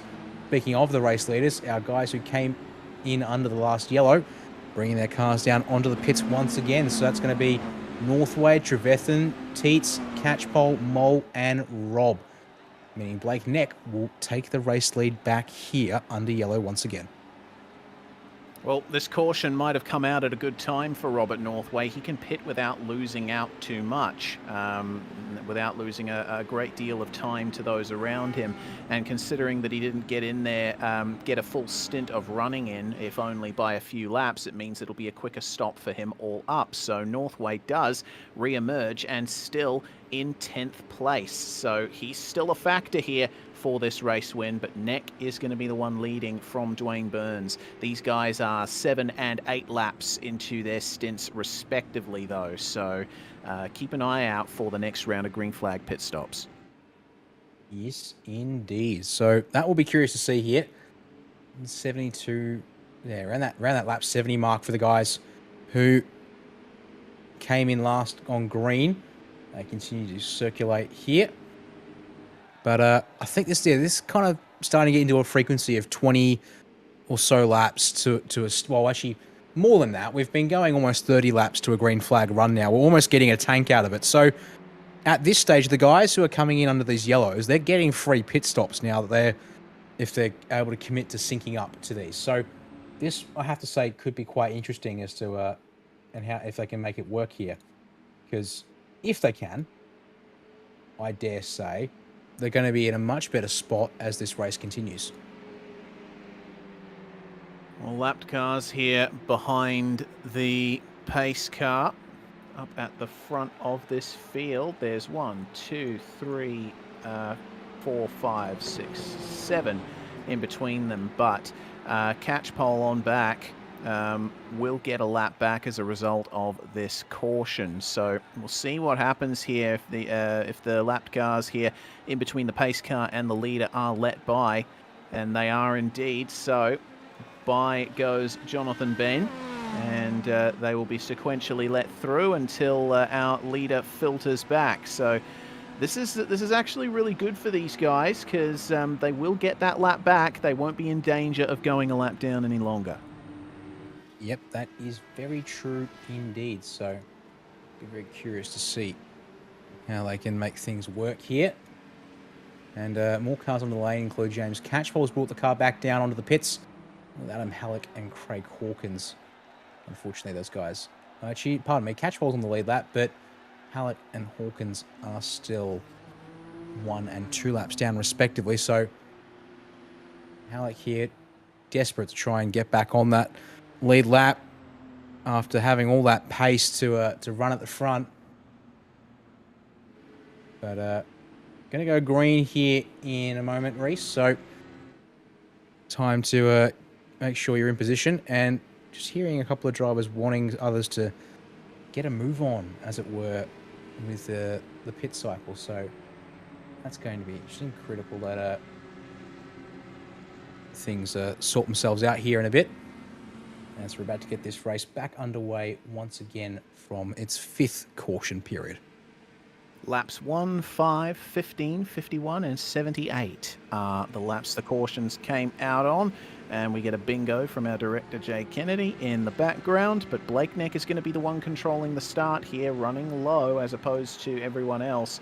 A bit out of line there on the way towards the restart. Now, the Burns and Bowen duo, they're going to have to be careful to keep in touch with Neck here off this restart. Neck goes nice and early, and we are back to green flag racing at the start of lap 82. Dwayne Burns sticks with them, so does Shane Bowen. But they do have lapped cars in the mix. Peter Matson just behind them in between 3rd and 4th. Blakeneck, though, gets off to a good start. It seems to be a slightly better start for Dwayne Burns now that he is in the slipstream, and a nice clean start for everyone all the way through the field. Robert Northway still up there in 10th place, and we have to keep an eye out for him. He's definitely still going to be a factor despite his crash earlier. Don't count out Adam Halek either. He is currently a lap down on the field, at least it seems like it from my timing, but every chance that he will be able to get back up there if there's another caution, and he can gauge his pit stop and fuel burn perfectly. Have a look at that, though. He's coming up on some drama. Yeah, he needs to obviously be careful here. Dan Stevens directly in front of him, who's currently on the lead lap in 15th. And troubles for Stuart. Joshua Robertson, pardon me, out of 21st, and has to bring the car down onto the lane with a black flag from iRacing, we're told. So troubles for him. Unfortunately, going to set him back quite a ways in this race, given that to stop in the box means you've got yourself a big empty hold there before you can get back out to racing, and down a lap it shall go indeed. Well, the top 3 sticking close together as they have throughout this race, but it's an entirely different set of drivers in the top 3 now. Neck, Burns, and Bowen. And they're keeping a good gap back to Alexander Sheridan, who ends up putting a lap there on Peter Matson, as Jaden Hopp is now in the lane as well. Don't think that is for a penalty, though. He is going to jump in and get some extra fuel there, because he has been out there for 35 laps, so a bit off sync in terms of the fuel strategy. But the Kinetic Avatar duo definitely pushing Blakeneck here, who's running as an independent, and oh, have a look at this. Wow. Gavin Barber right in the midst of this fight for 26th. And these guys are a lap down. It's Jaden Hopp and Dale Jeffries around there with him. And have a look at that as Jaden Hopp comes out of the lane there next to them. Barber's going to get a position thanks to that. But, man, you can really tell how much the aero push affects these guys. Yeah, they're actually 2 laps down. Will have to correct you there, Reese. Yes. At least what I'm seeing, if it's behaving on my end when it comes to timing and such. So, yeah, they've got a race of their own going on here. But I think, yeah, you don't want to be too aggressive and lose the guys ahead, because you do want to try and get back towards that lead lap situation. Of course, that would be nice, given that the lead lap is pretty important here. If you can get back, well, pardon me, getting back to it. But well, yeah, look who's behind these 2 guys now. Adam Halek is our one driver who's only 1 lap down, and his mission here is to just get back towards the front of the train as fast as possible to take advantage of a wave by should there be pit stops under another safety car. All to play for Adam Halek. He's got something to prove now after crashing out a little earlier as Dave Trevethan brings it in now. He's only been out there for 7 laps, and it seems that he has a meatball flag. Something's gone very wrong with that car. We're trying to find out what exactly went wrong with him. I think it might just be a tap to the wall in the wrong place. It was between turns 1 and 2. Yep, absolutely. Lap 85, unfortunately. It's actually lap 86, my apologies. It went all kinds of wrong for Trevethan, and not by that much. So really just playing with the margins and coming out just short on the wrong side of it all. Basically is how I describe it. So if we look at it here on the right side of your screens in replay, whilst we continue to show the battle for the top 3 live on the left. So just watch here. And unfortunately, despite the clean air ahead of Trevethan, comes through turn 1, and it just did not quite turn in as he needs. And that kind of impacted speed is enough to end his race. And he's still in the pits, so unfortunately, he will not be coming out anytime soon, it would seem. Actually, it looks like he's just come out now. Speak of the devil, and he shall appear. The timing is beautiful. Now, the reason is because, of course, Trevethan on lap 1 had to use his fast repair straight away. So he's been doing a good job to look after his car, but unfortunately, he has now joined the -2 lap club. So he's now in that group of cars, such as Josh Robertson, Peter Matson, Dale Jeffries, Gavin Barber. And he's going to slot in behind all of them as he gets back up to speed on the back straightaway there. So it's up 12 places for Blake Neck now.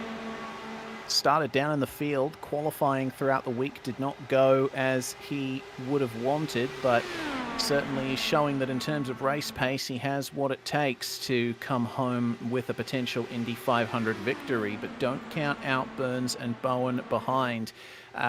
Bowen is on the same amount of laps on this stint as Neck is, but Burns currently on the 19th lap of his stint. He's been going a lap longer, so there's half a chance that he'll have to come into the pits a lap before these guys. And if they pit under green, then there's definitely a lot of potential there for a big change in position. And there's a huge amount of drivers that have currently used their spare cars here. Northway, Nichols, Jones, Halek, Matson, Robertson, Barber, Trevethan, Hopp, Berta, Hawkins, Hall, and of course Jake Fox. And those drivers are going to be in all kinds of issues coming towards the end of the race if they don't keep it together, if they don't keep it clean. Yep, the list continues to grow here at Indy. And, the laps continue to tick down as well. So hopefully there's half a chance for said group to continue looking after their cars. So continue to look here at the battle packs, and Robert Northway indeed continuing his steady march back up the field. He is still in 10th place outright. So it's been a pretty slow progression, I should say, back towards that lead pack. And I think that's just more telling, the way the traffic ebbs and flows around here. Oh, almost ahead of him. We had almost some trouble there for a couple of guys. And that could have gotten very nasty indeed. Peter Matson and Sam Harper. Oh, the worst thing is Matson is one of the guys that is in that 2-lap down club. He needs to be very careful here with the way that he's trying to stay in the group as we jump on board with Sam Harper's car. Obviously, Harper, he wants to just get on and catch that group of guys ahead who he's racing for position, but Matson does have some right, if he can maintain speed with the group, to keep racing here, because he doesn't want to go down any more laps than he has to. Yeah, blue flags pretty much don't exist in oval racing. If you're a lap down, obviously it's nice to be courteous and let faster cars go, but you don't have to. And look at how much this has benefited Robert Northway. He's going to get 8th place from Sam Harper now and slip down to the inside, and wow, he's had a much easier time than Harper getting past Matson as the caution is back out. And oh dear, that looks pretty big there for David Nichols, who was down in 19th place. One of the last cars on the lead lap as well. Unfortunately, that means we're going to say goodbye to another one of our drivers. And he's towed that car back to the pit lane. So, and we're being told more trouble at turn 2 for drivers. So, well, we'll have a quick look at it on the virtual racing school replay here, Reece. So down the front stretch we come. In the slipstream there of a couple of guys, one of the middle finger cars. Oh, yeah, turn 1 even. Just, into hot. Not able to get it rotated. This time, though, in the slipstream, perhaps that's part of the issue there, and that right side is toast. Yep, front end grip completely absent there for David Nichols. So he's towed back to the lane, and he's already used his spare car. So he might be down there for quite some time. He is back in the car, though, so hopefully he'll be able to get back out there. But now, with the majority of our drivers here over 20 laps into their stint, remains to be seen whether or not we'll see many takers onto pit road. Pit lane has yet to open, but we'll see in just a couple of moments whether or not this happens. Neck is sticking down tight. Is he going to fake his way into the lane? No, he's not. It looks like everyone from the front of the field committing to the pit lane. And top 7 go in. Northway's going to stay out, though. And, I was just thinking maybe this was Adam Halek's chance to get his lap back that he was so desperately after, but no, several drivers, Northway, Dan Stevens, Jonathan Bean, they've opted to stay out, and that means, unfortunately, Adam Halek is going to be trapped a lap down here still. That's a big shame there for Adam Halek, but nonetheless, it is still a very long race. We are less than halfway through, so anything can happen in an Indy 500, and to take a leaf out of Murray Walker's book, it usually does. Positive, if we are correct, is that the lapped cars will maintain position if they are behind the overall leader. So it's not entirely over here for our second place starter. Yes, that's correct. Single file lapped cars maintain their spot in the train. So indeed, Halek does have the opportunity here off the restart to use the couple of lapped cars ahead of him as well as a bit of slingshot, and then get past Northway as soon as he can. You would think more cars just they're coming a bit slow out of the pit, and we're being told a penalty for Alexander Sheridan. I'm not seeing it on my end, but I will trust in my director Jay Kennedy's words as he continues to shuffle his way down the train, which certainly not what he would want, given he was running up towards the front of the field race. Yeah, Sheridan was up in 4th at one point and trying to make an impression on the guys in the podium positions, but this has gone all kinds of wrong for him at the moment. But once again, we are yet to pass the halfway point. Plenty has happened already in this race, and with 50% of it all to go, there's all kinds of potential for everyone out there. Robert Northway then back into the lead after starting on pole, but remember, he is still a bit off strategy compared to everyone else. Daniel Stevens is into second now, and he is on the same strategy as Northway as things stand. Yes, indeed. Well, I think I'll be very curious to see here how things play out strategy-wise, given that our last caution was only around 15 laps ago. And, well, I thought to back then that caution, if we sort of got cautions every 30 or so laps, roughly a fuel tank, those guys were on for the right strategy play. As we see here, Jonathan Bean, and that indeed is a very interesting decision there from Bean not to opt to pit. 26 laps into a stint now from that number 019 car. But he has opted to stay out and is currently running up in P3 as a result. But that does mean he will be, well, he'll have to come into the pits in a handful of laps here, Reese. So that will be pretty short-lived, you would think. Yeah, you would think so. Well, still plenty to play for here in the Majors Indy 500 here in the international region. And lights are out on the pace car. We will get back to racing very shortly.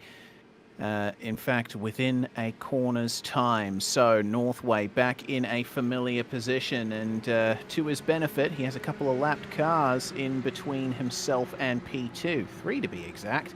Matson, Robertson, and Halek. But if Adam Halek here can stick with these guys, then he might be able to get his lap back on green flag pace. We'll see if that works out as Robert Northway puts the power down. We are back to green flag racing as we begin lap 97 of 200. So Northway will try and get away as much as he possibly can. Oh, no. Oh, dear. Something gone wrong at the back. Yep. Oh, once again. Multiple cars involved. And that might bring out the caution. Oh, we're still green. Interesting indeed. I condemned myself to thinking we were going to get a yellow, but Peter Jones, Michael Berta, and Alexander Sheridan going to have to take a big F on that one there as the field continues at speed. Turn 3. Oh, no, that nearly got all kinds of wrong. Oh, Steve Hall, I think, yeah, completely crossed up there in the toe and the wood. And again, he's just trying to look after himself here and mind his own business, being one of the lapped cars here on circuit. And, oh, this could get dicey if he gets that wrong. But through turn 1 this time, he looks okay. He just has to watch out because these guys around him here, Julian Mookie in 7th place, Stefan in 8th, Hayden Kirk 9th, Sam Harper top 10. They just want to get past him and get on with racing because they've got traffic that they want to go and chase up ahead. And, oh, don't make it 3 wide, Hayden. Thankfully, he keeps it 2 by 2 here into turn 3. That he does. Oh, but contact. washing up all into There the wall we and go. Big collects them all. There's And the yellow. yeah, there we go. Oh, man. Well, that's what happens when lapped cars get a bit too close, and Sam Harper, one of the cars involved in that, unfortunately, with very heavy damage. Crucially, though, he still has his spare car in hand. He can't enter the pits at this time. Pit road is closed. Well, we'll check out what happened here. This is the first bit, and once again, it was a case of drivers at the back going a little bit too early. And Slow, though, there. Yeah. In comparison. I mean, yeah, I'm more likely going to put that on the guys at the back. Was that Joshua Robertson's car that looked like it was particularly slow on the train? I think that kind of caused the checkup. But anyways, we'll have a look at the second part of the replay here. And yeah, just neck. And then, yeah, there was a bit of contact between Mookie and Jones. And then 3 wide, net code off the exit of turn 3. Of course, the guys behind there who were racing for position, trying to get through the traffic. So we look here at Sam Harper once again. So, yeah, Mookie runs it a little wide through turn 3, but Jones maybe didn't need to be there. And then, yeah, bounced off the wall. Humongous net code with Stefan there, which then collects Hayden Kirk and Sam Harper. Nowhere to go there, Reese. Yeah. Poor Sam. I mean, you know, that happened right in front of him. And once again, you're racing at such high speeds that there is no time at all to react to an incident like that. Yeah, they're going in there at 350k an hour. Maybe having to back it off for 340, but, well, look at that. A whole host of drivers make their way down to the pits. For Jonathan Bean, it's about as good as time as ever as it would turn out because he can get that car down to the pits for free. And, oh my goodness, I'm just watching in the pit lane meanwhile. Hayden Kirk, I think, has been having the pit stop of his of horrors. He's got it parked and serving his pit. now, but he's parked at the 45-degree angle, is out on track. It's about as good as it gets for Adam Halek. He has now got one car and one car alone between him and the race lead. Well, actually, no cars between him and the race lead, because the next guy is Robert Northway, your race leader.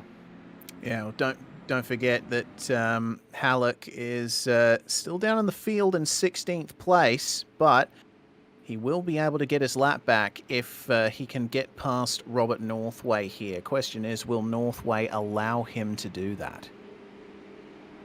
Yeah, I'm very curious to see how things play out, because we are now about to complete the first half of the Majors Indy 500. What does Northway do here? So we're going to have a quick look at Hayden Kirk coming down onto the pit lane now. Oh dear, so car out of control, backwards next to his pit box, and then I believe proceeded to then take a couple of seconds, if not possibly a minute, trying to get that turned and facing the preferred way. Unfortunately for him, though. Oh, he has actually got that car fixed up. He's back out on track now. So the Kiwi Sim Racing entry there has recovered somewhat. But he is now part of the one lap down gang, which includes Adam Halek, Peter Matson, and Adrian Stefan with him as well there. So he doesn't have the advantage of being up near the front of the field as well. So he's got a lot of work to get that lap back here as more cars.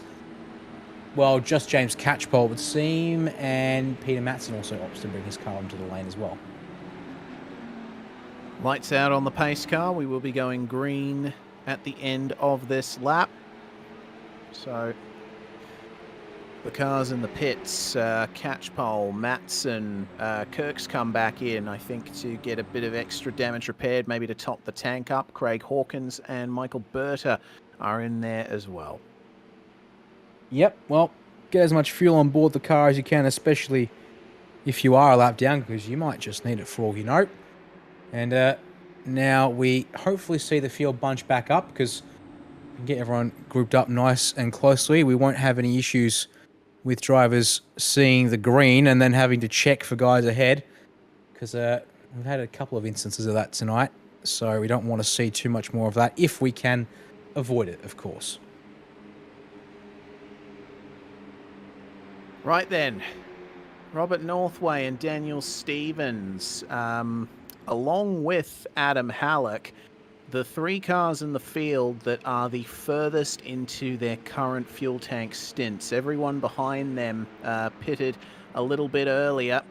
So Northway and Stevens, they're going to be playing a bit of a dangerous game here. They'll be coming up to the end of their stint, potentially under green flag conditions. So it'll be interesting to see how this works out for them. But as we are now halfway through, I think with the fact that they are 22 laps into their current stint, that'll take them to about lap 112, 113. And that's pretty much 2 full fuel stints to the end, as Robert Northway gets on the power, potentially setting himself up for only 2 more stops to the end of this race, whereas everyone else might have to make a splash and dash towards the end. So can Adam Halek stick here with Robert Northway and get back onto the lead lap? Northway has a great run here with yet another lap car in between himself and Daniel Stevens in the form of Josh Robertson. And Stevens is going to be under a lot of pressure from Blake Neck. Have a look at Adam Halek and how much he's catching up Robert Northway in a straight line. Yeah, the gap off the corner wasn't looking too good for Halek there, but with the slipstream down the back stretch and a good run through turns 3 and 4 there, he's now in prime position to get this pass done. Ideally get it done as soon as you can, I dare say, and indeed up the inside past the start-finish line, and Adam Halek gets himself back on the lead lap here, beginning lap 103. The race leader, at least, he will have obviously quite a ways to go there, but well, he gets a yellow flag and half the job done for him then straight away. We'll have to wait and see though. Neck, meanwhile, drawing up on the back of Daniel Stevens. This is a position that they've been in before, but minus a few places down the field. And Stevens is going to be getting a good advantage here with the slipstream on Mr. Robertson, but Man, nearly getting into the wall, coming onto the start-finish stretch. Stevens is going to have to play around with the weight jacker a little bit more, I think. Got to keep an eye out for pit stops coming up because Northway, Stevens and Halek are going to have to pit in the next 10 to 15 laps. Meanwhile, Sam Harper is quite a ways down the field, isn't he? It's going to be difficult for him to get back up here. He is in 8th place, 9th currently, sorry, fighting with Jonathan Bean and Matt Chalker. And Harper only pitting 5 laps ago. Neck is rounding up Stevens once again, coming across the line to begin lap 105, and Northway yields another position to a lapped car there. That's going to bring him right into the midst here of this battle. Neck, I think, will be aware that Stevens and Northway are going to have to pit pretty soon. He doesn't want to get too involved in this battle. Yeah, no, you wouldn't want to, but maybe a game here from Northway. Yield the track position and the ability to keep those lap cars down a lap and opt into a bit of fuel saving to stretch the mileage here and just hope upon everything else we get a yellow that allows him to lose as little track time, or track position I should say, as possible here. He would have to work his way through a lot of traffic both on the lead lap and laps down, but look at that actually behind though, Reese. Already we're what, 3 laps into a race restart here, and the gaps in the middle of the pack are already quite substantial. And in fact, well, we've only got ourselves 15 cars on the lead lap, which doesn't help things, and they're all spaced out by 15 seconds already. Yeah, Adam Halek there in 16th, the last car on the lead lap, and has to make way there for Joshua Robertson. Almost gets into the wall. Robertson decides, I'll have another go at that very shortly. Looks like Robertson's trying his best to make up as much time as possible, but they're going to have to work together to try to stretch the gap to the race leaders. On board here with Dwayne Burns. He's got Blake Neck there just up ahead of him, and in terms of laps completed, they are the same on this stint, now on their 13th lap of this stint. We can't expect them in until, I'd say, about lap 130 or thereabouts, which should give them 2 stops towards the end, potentially. Let's wait and see. 2 stops, but probably needing some yellow to make it work, if I dare suggest. Although, given that we've had semi-consistent yellows here this evening, I would say that's an almost certainty at this stage. Well, thankfully, it looks like our restart's gone okay here. Got ourselves now 4 laps of running under green flag, and the field makes their way through turns 1 and 2, at least the front of the field does. So having a look there, Dwayne Burns in the number 19, up 27 spots if my timing is to be believed. No, it's had an absolute hissy fit because he started the race in P4. So we'll take that back and just ignore that one since the dawn of time. So no, Dwayne Burns has been doing a good job in that case. Well, if he'd been making his way up the field massively, that'd be an absolutely incredible drive, keeping his nose clean. Since he hasn't actually moved all that much from P4, that just means he's been keeping his nose clean and driving well all the same. Indeed. So it's sportsman versus pro here. It's Hayden Kirk trying to get by Peter Matson. And this is for 17th and 18th. These are the leading cars a lap down. Got to take it easy, though, in the midst of everything that's going on out on the circuit. There's a bunch of drivers here that are all in different stages of their own race. Dale Jeffries and Jake Fox up ahead of them. Fox lifts off and at the very least tries to let Matson go, but Matson has to really back out of it, and now Hayden Kirk fancies potentially another look at the position here. Gets the slipstream out of the final corner, but doesn't go for the move. He's waiting here for Matson to get by Jake Fox. And let's see if he jumps on in. Fox is holding on very nicely to this. These guys are getting frustrated, I think, trying to get back past him.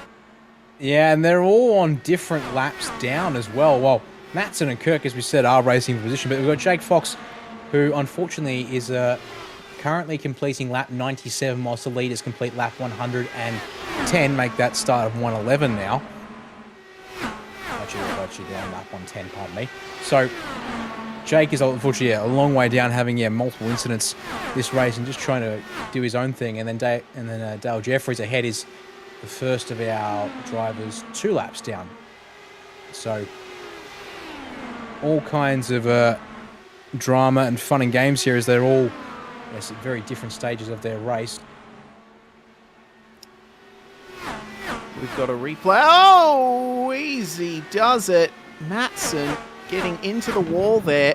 And that might be some damage to the Yellow's out. rear left. Yes. Craig Hawkins. Oh, my goodness. Looks So, like more issues. yeah. Big shame. We've got a replay of Peter Jones to show before we get to what caused this caution. Peter Jones has had a pretty rough race. He's decided to try and go for the pit lane, but No, it that's looks like, yeah, that's a head-on collision with the start of the pit wall. Okay, what so that on was earth happened there? Well, for a second I thought he was going to have a massive mistake, but that looked entirely under his control there, and he's opted to end his suffering, perhaps. I mean, in saying that, he wasn't that many laps down, just reminding him. So, separate to that, we've then got Craig Hawkins here through turn 1, and another driver to run wide. Oh, that's who big. was that? And that nearly got tripped up by that. That spin took a while It to... was James Catchpole behind who nearly got come undone from that. Catchpole was on the lead lap there, so very lucky indeed for the Sportsman driver in the 021 there. So back under yellow, and here's the break that Adam Halek needed to go and rejoin. And look at that, everyone more from Catchpole looks to start turning down Reese, and just gets very lucky these Albert. He's backed out enough to not run up the rear end of the spinning Hawkins. Goodness gracious.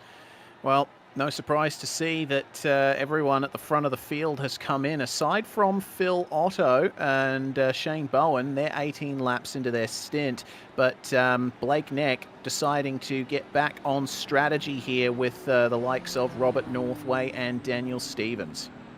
Yep, not a bad call here. Bring it down now at lap 113. If we stay green for a while, get you to about lap 145, perhaps, if you can feel safe. Call it 140 on the low side, and then you're good to make it home on to one more stop from there. So this should be the beginning of the third final stop for most of these drivers. So for the most part, we are resetting the strategy, of course, but we do have ourselves 7 cars opting on an alternate strategy at the front of the field here. So Adam Halek has made his way up to 15th. James Catchpole in the lane there after that lucky escape for him. And he's probably gone for an underpants change because he's been in the lane for coming up to 50 seconds now. There we go. All done for him. Maybe there was a speeding into pits penalty there for him. Not too sure. But either way, the way things stack up for the effective race lead, it is still Robert Northway in 8th place. Daniel Stevens and Blake Neck complete the effective top 3 now, but it's Shane Bowen, Phil Otto, Sam Harper, Matt Chalker, Jonathan Bean, Alexander Sheridan and Darren Robb up ahead of them on alternate strategies. And it looks to me like Bowen, Otto and Chalker on the 19th lap of their stint. It's the 14th lap of the stint for Harper, Bean and Sheridan. And Rob as well.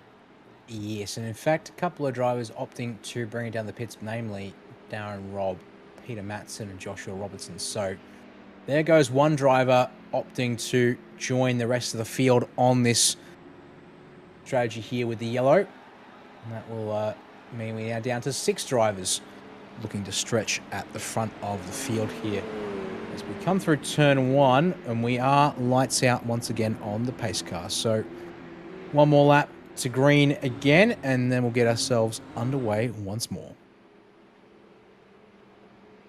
Rightio. Bowen, Otto, Harper, the top 3 on track at the moment. And I think this will be the first time that Bowen has led away a restart, which is going to be the 7th of the night. question for me is Sam Harper in third. After his crash, he's been trying desperately to get back up to the front of the field. He might be just about banking on another caution to try and consolidate his place here, because he is effectively halfway through a stint at the moment compared to everyone from 7th on back who is now on a completely fresh stint. Yeah, it does put this top 6 in a bit of what I think should be an odd spot, because, yeah, everyone who's pitted might need one more yellow to be certain, but then they should all be good to make it home on 2 stops. So they're set. They're basically locked and loaded. This front 6, though, are probably, well, almost certainly are relying on at least 1 or 2 yellows just to mix things up again and see if drivers opt take different strategies here. So pace car's going to pull off, and Shane Bowen's turn, as we said, to get this race back underway here. So he waits now, and pace car behind the cones, and away he goes at the front of the field. Lap 1:01.15, and we restart this race once more. Pretty good start there from Bowen, but teammate Phil Otto is going to start rounding him up shortly. Can't forget about Sam Harper too. They do have Gavin Barber in the midst of them there. Barber down in 21st place, one of the cars 2 laps down. So now it's a very good breakaway for the top 3 from the rest of the field. Looks like there's some positions being decided just behind. Alexander Sheridan trying to get past Matt Chalker, and they've got Hayden Kirk with them as well, as we check out Dwayne Burns here down in 10th place. And don't forget, he was one of the cars that pitted under the caution. So he's got Blake Neck, Daniel Stevens and Robert Northway, your effective top 3 up ahead of them. Phil Otto, meanwhile, takes the lead away from Shane Bowen. Yep, so a little bit of slipstream there once again. Able to make good effect there for the 0-1-3. And it's a nice one off turns 1 and 2 to be able to be under no pressure, it seems, down to 3 and 4. But that should at least give Bowen a good chance to pass back down the front straight if he can hook the car up here through the turns. So all looks rather neat and tidy for our front runners. And Adam Halek there, now still running 14th place, but he's got a bit of clean air to work up, and of course, crucially, back on the lead lap and in sync with that group of cars ahead on that 1:12 pit stop. Bowen took the lead back from Phil Otto in the preceding moments, but we'll keep an eye here on this fighting that's going on with Chalker along with Kirk. Got Robert Northway just up behind them too. Meanwhile, Blake Neck is having to face up against a real charge here from Daniel Stevens, who's going to try and take him round the outside. It's I think that's going to be Neck attempting the move on Stevens there. Not successful for the time being. They are going to have to work here with the lapped car. Next sticking to the inside. He's not going to get it done that time around, but Stevens does get ever so slightly ahead there of Adrian Stefan. And a bit of a compromised exit there for Stefan. Next probably going to get him here coming into turn 3. But have a look at the charge from Dwayne Burns. Goodness gracious, he's going to make it 3 wide at the end of the front stretch. Burns gets back past Neck. That was an opportunistic move. Yeah, Blake Neck just ran, I think, well, more to the point, Blake Neck had an absolute shocker off turn 2 as well there, Reese, trying to get past Stefan, but not able to get the job done through the corner, and had to check up before he ran up into the left rear of Stefan's car there on the exit of turn 2, and Burns saw the opening and went straight down the keyhole there and made that work quite nicely.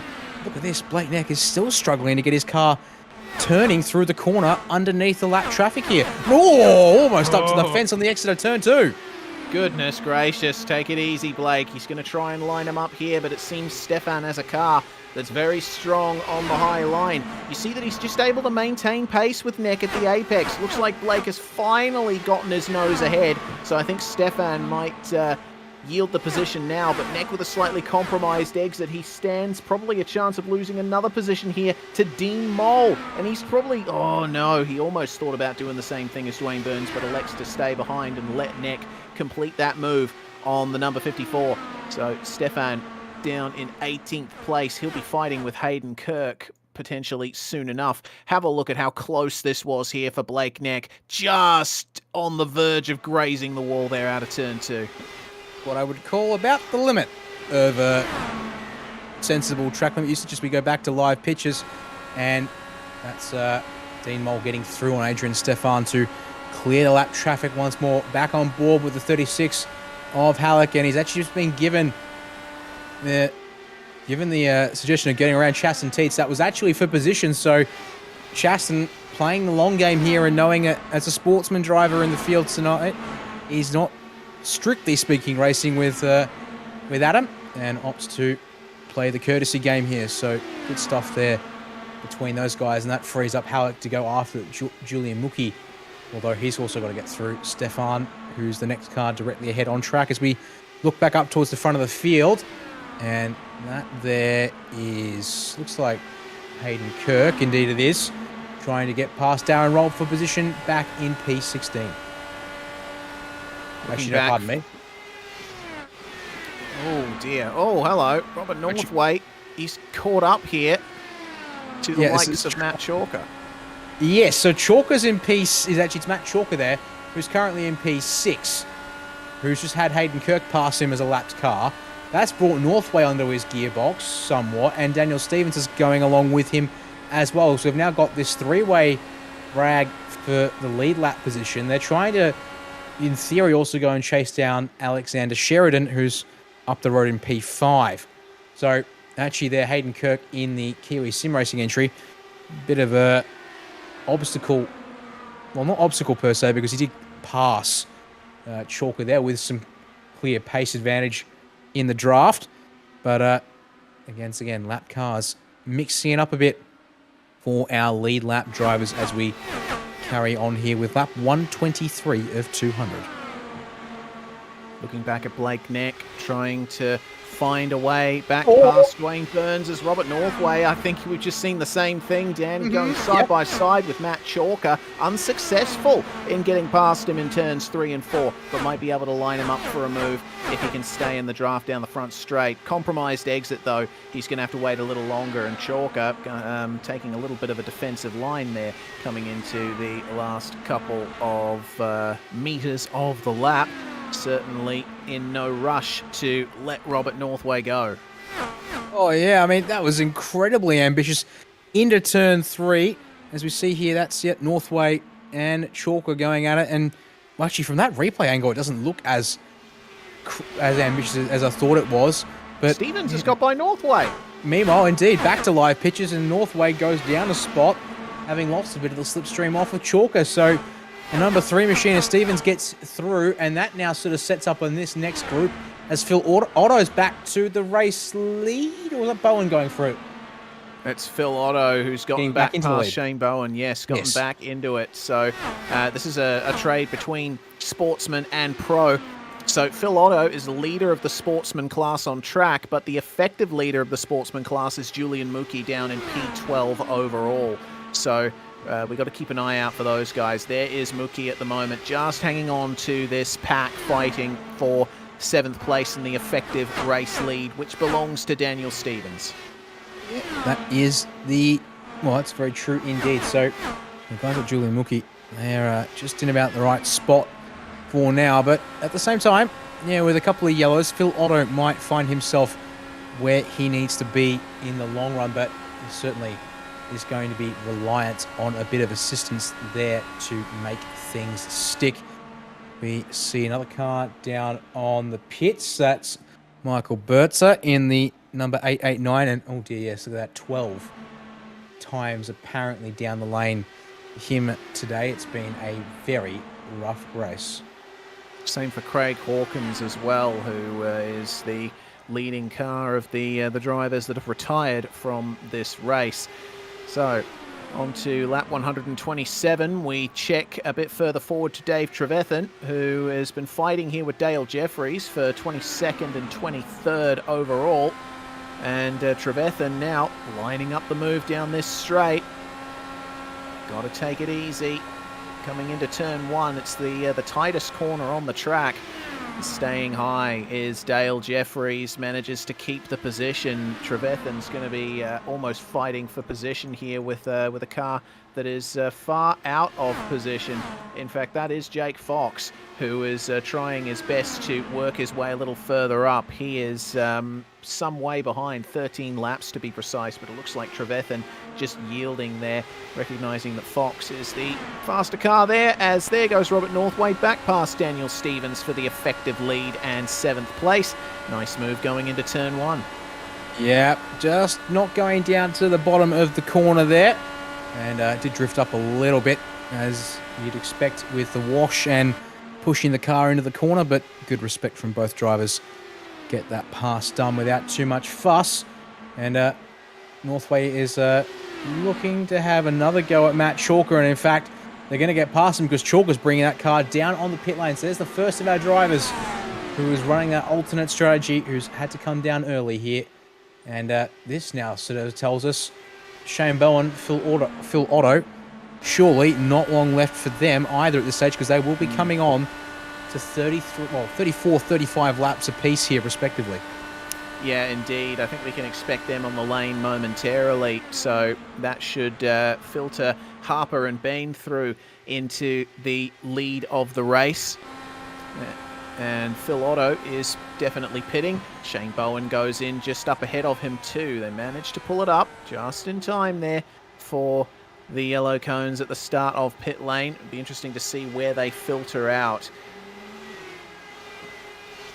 So your new race leader, Sam Harper, in the 52. You did note there, of course, fast repair used after being entangled in the earlier incident in this race. So, and he's also a little off strategy here. Lap 99, his last stop, and, well, realistically, that's about 10 laps short of where he'd want to be. So we'll need this, well, we'll need a yellow at some point to make things work for him, but he should have another 3 to 4 laps, depending on his fuel saving. But he might be able to make that 5 or 6. He's already shown this evening that he's got good fuel saving in traffic.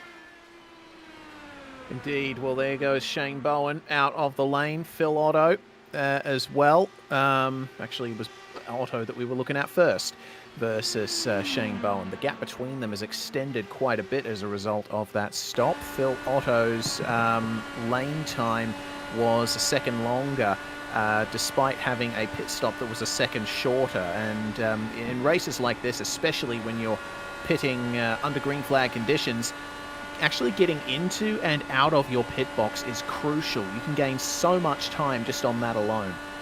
Oh, absolutely. With a track that you're also lapping in the 41-second bracket is the race leader, for example, at this stage, you can't afford any mistakes and you need to be in and out as quick as you can. So every bit of mastery of the entry, every bit of mastery of nailing the box, especially given that with the way here in the IndyCar in particular, you get to graphically see it in the IndyCar with sufficient settings turned up for pits.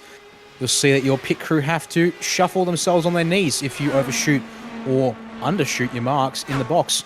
And then likewise, getting the exit and back up to speed here, given it's a flat exit lane, is all the more crucial as well, of course. As there's another car down onto lane, Jonathan Bean brings the 019 middle finger car down to the lane. So we have 2 drivers left running the alternate strategy.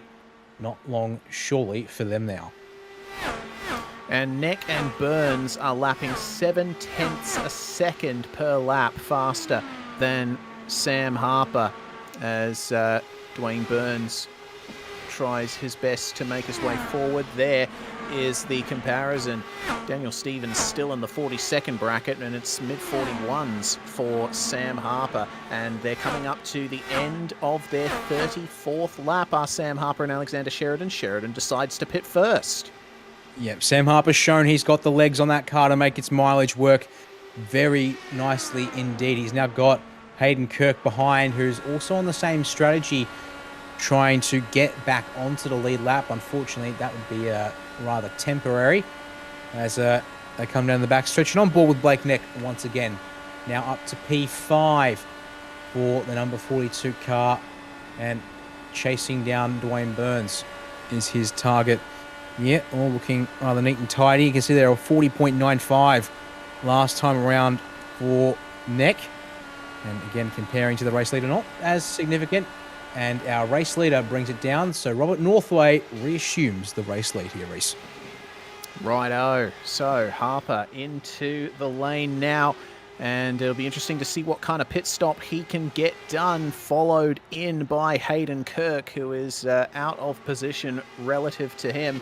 Harper pulls it into the lane nicely. He'll be making sure not to repeat the mistake that he made in the pits some time ago.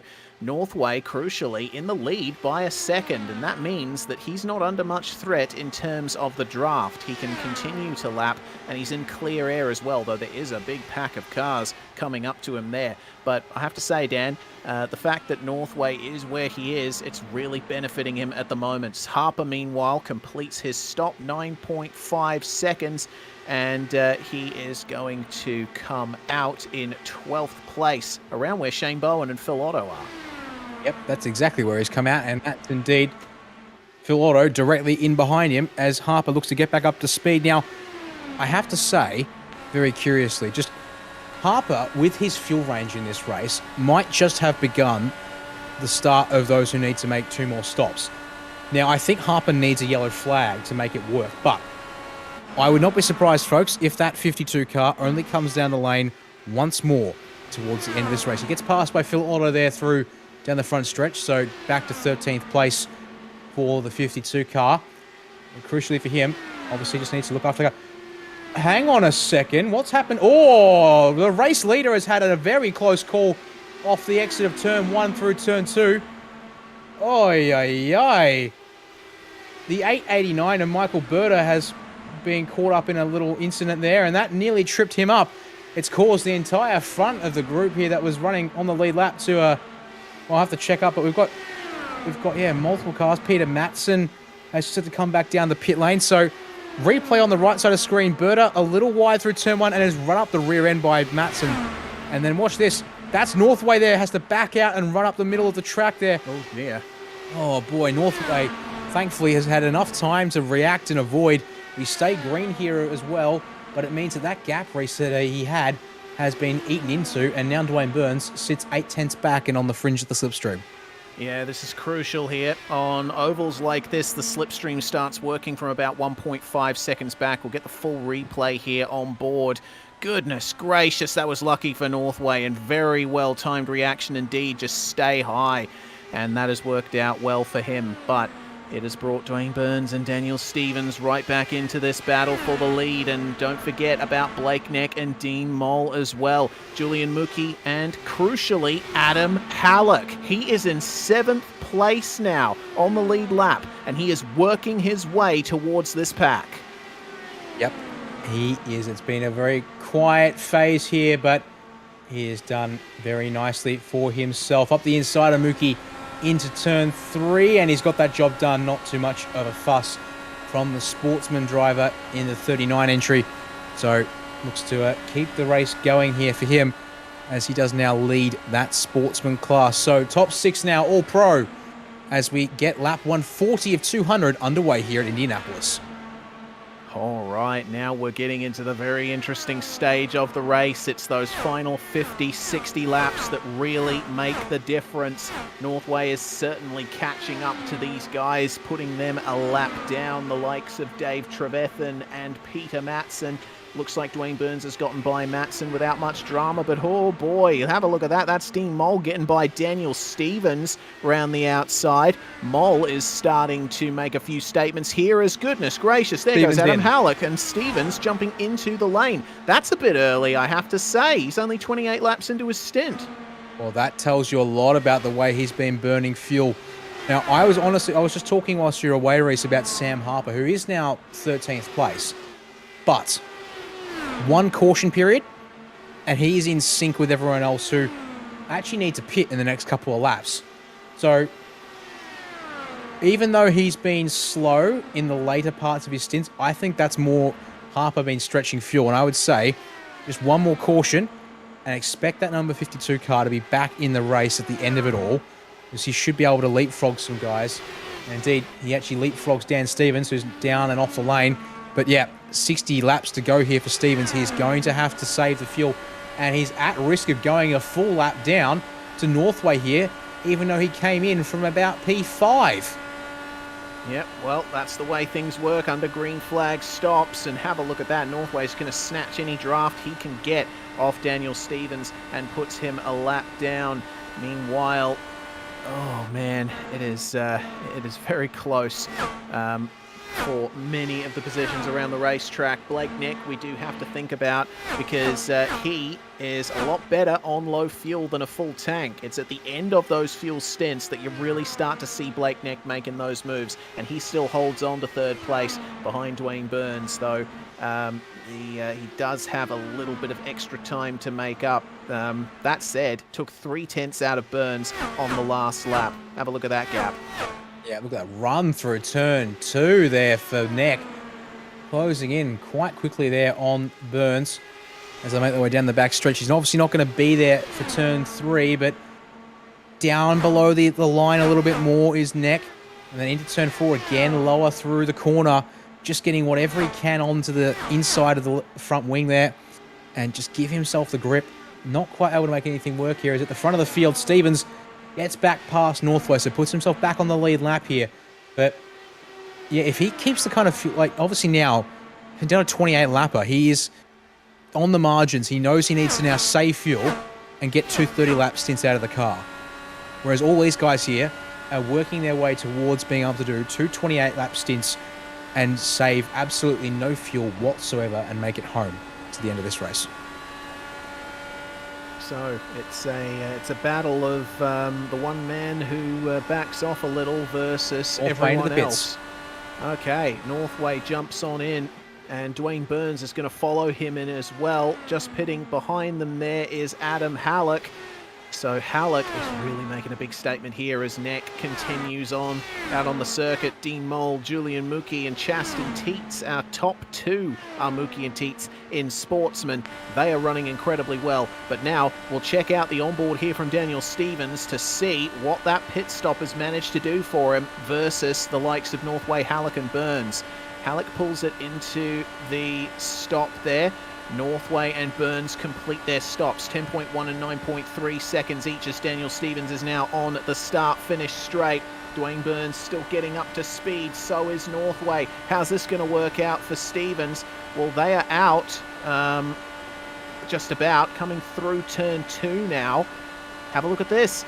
Daniel Stevens is going to be level here, potentially. Northway is already well out of the lane. Burns definitely out, but Stevens is going to get Halek here for third.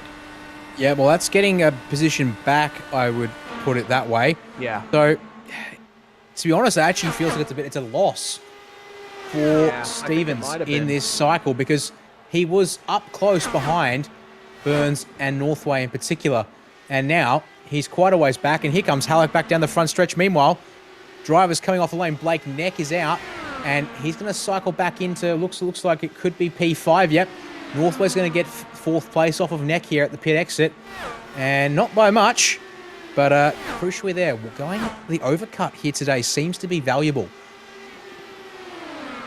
Yeah, overcut definitely more effective than an undercut, as Neck tries his best here to line up Alexander Sheridan. Neck's fallen back into 6th now with the lack of momentum coming off the pits.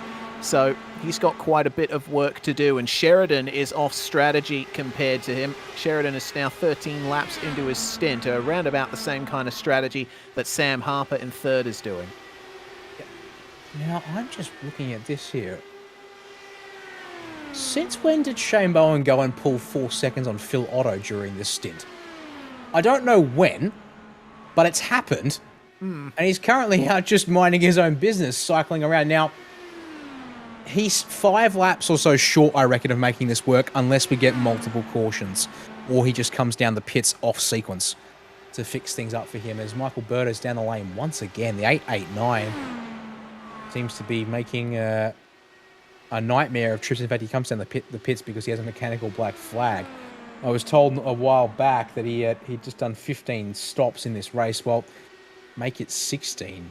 in that case. But yeah, from bad to worse, he is now 17, almost 18 laps down the race lead, unfortunately. Well, yeah, it's a good point you make about the gap being extended between Otto and Bowen, because remember when they came out of the pits, they were only about, say, 1.5 to 2 seconds apart. So I think Phil might have been conserving fuel potentially. He wasn't under much of a threat for position, but he is now, because Sam Harper has caught right up to him. Harper has 5 laps on him in terms of fuel burn, and he's going to potentially be carrying a few other drivers with him as Northway starts to come up on him. Blake Neck now trying his best to get back past, I think that's Alexander Sheridan. Yep. Yes, it is. So, yeah, DC's just not having much luck, is he? We did point out a little earlier that Neck is stronger when the car is on low fuel. So, Neck, I think, just in a bit more of a conservation mode at the moment, not in terms of fuel burn or anything like that, but more just not pushing as hard because he knows that the car doesn't have much pace in it when he's on that heavy fuel load. Yeah, that seems to be the case. Absolutely. And so you're trying to get down underneath Sheridan ahead of him, get that air onto the front wing. As, oh, that was someone very high through turn 2 there. And the yellows come out. There we go. Oh, that's why. Jonathan Bean, the 019, has unfortunately... That IndyCar is a whole pile of scrap. And, well, getting that car back to the pits is going to be an ordeal and a half. He does still have a fast repair, if we're not mistaken. So, he will be able to keep himself on the lead lap here as we go look at the virtual racing score replay. And that looks like another case of wide and up into the fence at T1. Indeed. Man, that is such a shame. That was a big smash. Huge there for Bean. And he came to a stop right in the middle of the racetrack. But fortunately, there weren't that many cars around him and they were able to go high to avoid. So Bean will be working his way back towards the pit lane now, but at a very reduced pace, and it looks like the right-hand side of that car is completely destroyed. I think what we can do is we'll give him time to try and make it back to the pits, and then we'll see if we can have a chat to him directly, because I want to get his perspective on that, because turn 1 here at Indy, definitely a corner that you do not want to run any higher than you need to, and if anything, it looks like Ben is having a lot of trouble keeping that car out of the wall, and I somehow doubt that he's even going to make it into the pits there. Yeah, he's going to have to bounce that thing off the outside wall here, it would seem. He will... Oh, yeah, continuing to try and get the thing. Yeah. Oh, there we go. He's just making it down there. Looks like he will be able to make it into the pits, so the likes of Shane Bowen, Dale Jeffries, Phil Otto, Sam Harper, our race leaders will be able to make it into the lane. So let's, with that thumbs up, bring Jonathan Bean into the commentary box with us. Jonathan, man, that was such a shame to see, but turn 1 at Indy, it can really bite. Yeah, I just tried something with the weight jacker a bit, and I down the straight and actually bumped it the wrong way. As soon as I felt it let go, I knew I was in trouble, so... Was doing so well, keeping quiet too, so... Yeah, well, it's unfortunate for you indeed, but it does seem that when we last checked, you still have your spare car in hand, so that's got to be a silver lining. Unfortunately there, Jonathan is needing to get his car into his box, so we'll leave him to work that one out. So, Jonathan Bean... rear entirely. Yeah, lost the right rear completely. We do give our sympathies to Jonathan. So, man, he's having a tough time getting that thing into the box, isn't he? Might have to end up towing at this rate, but we'll move on and see how things work out here. Good stuff. Jonathan Bean gets his fast repair done. Indeed, he does. So, he'll get back out onto the racetrack, and we shall be clear. All right. So, the lie of the land at the moment. Bowen, Otto, and Harper. they are going to have to pit within the next 10 to 15 laps. Sam Harper, probably the next, the next 15, definitely.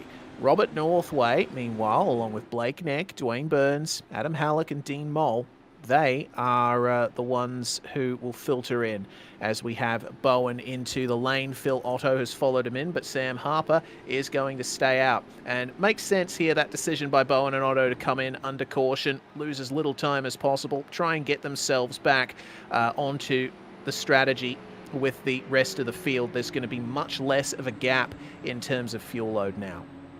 Yep, there will indeed. That will mean they have a shorter final stop compared to the rest of the field at this stage. But yeah, you're saying there, watch out for Sam Harper to come down the lane in about 15 or so laps. I think that's crucial, as we'll be about 15 from now, I think.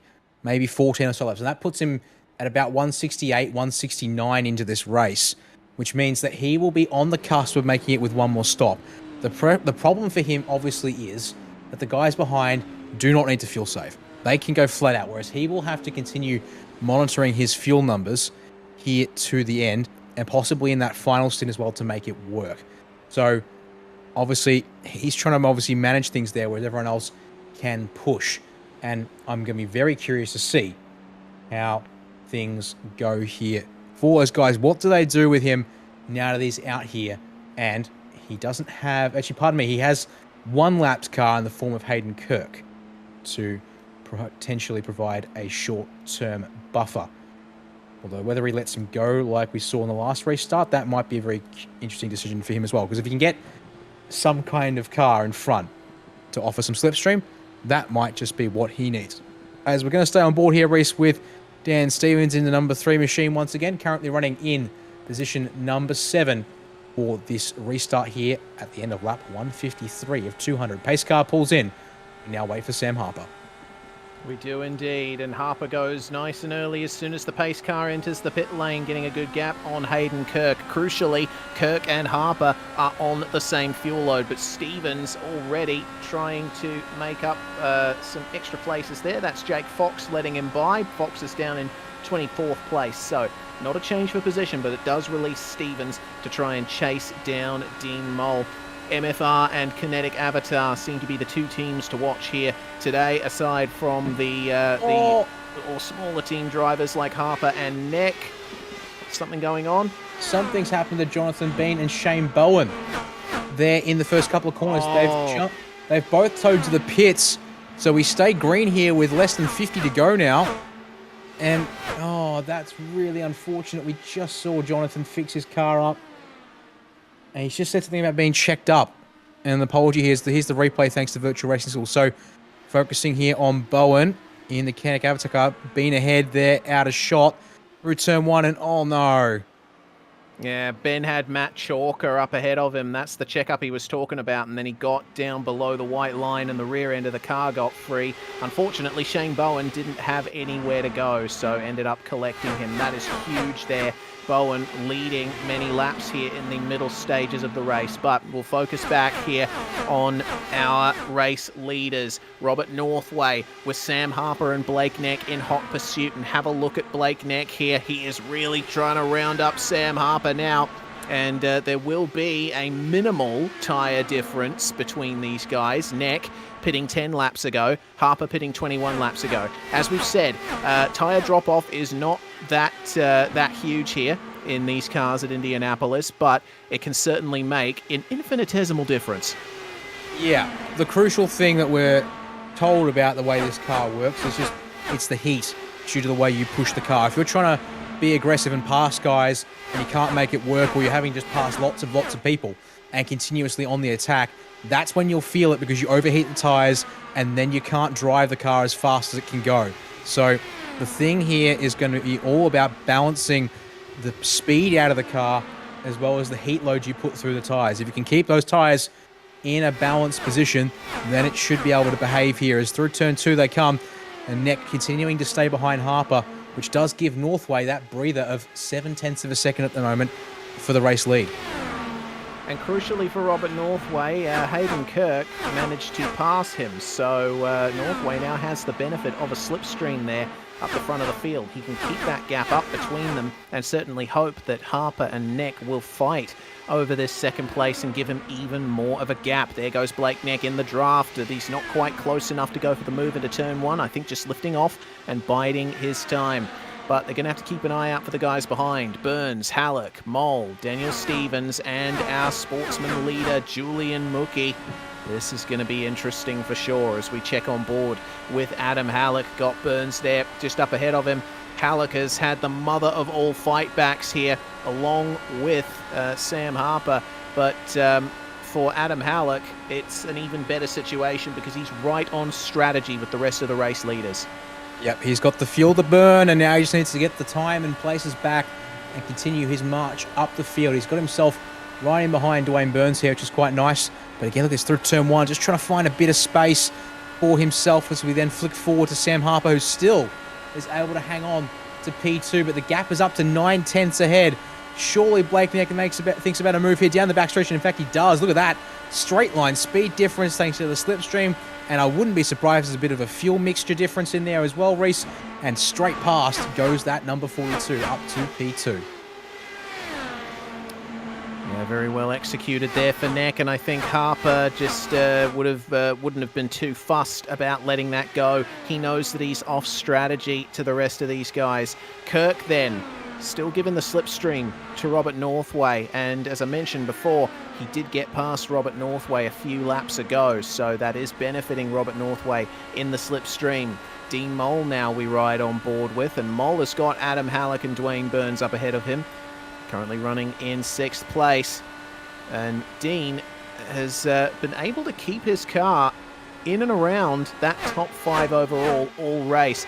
It's been a bit of a patchy season for Dean Mole compared to what we've seen from him previously, but things are working out for him well at Indy. It's a place that he's always strong. Yep, that's clearly a good sign there. We just saw there, last lap for Blake Neck versus the race leader. And, there's a bit of controversy in the mid-pack, and James Catchpole's around on pit entry. Phil Otto, and the yellow's out. He backed onto the circuit, and that's what brought the caution out. Catchpole, he won't be able to go straight for the pit lane now because it's closed. That and he's right having rear trouble. right rear, make it right rear and left front. So now, and there we go. So a solid crab there. So a chance to jump on the virtual racing school replay and find out what was happening. And I heard comments of 4 wide. We've got 2x2 there through turn 3. So Catchpole caught the curb on the inside and spun around ahead of Chaston Teets, who was running 2nd in Sportsman at the time.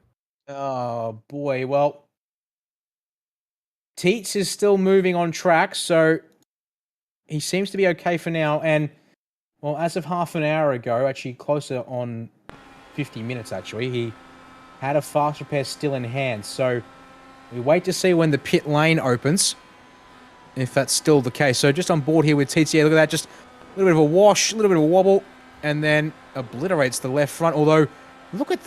he might have gotten away with that. He's...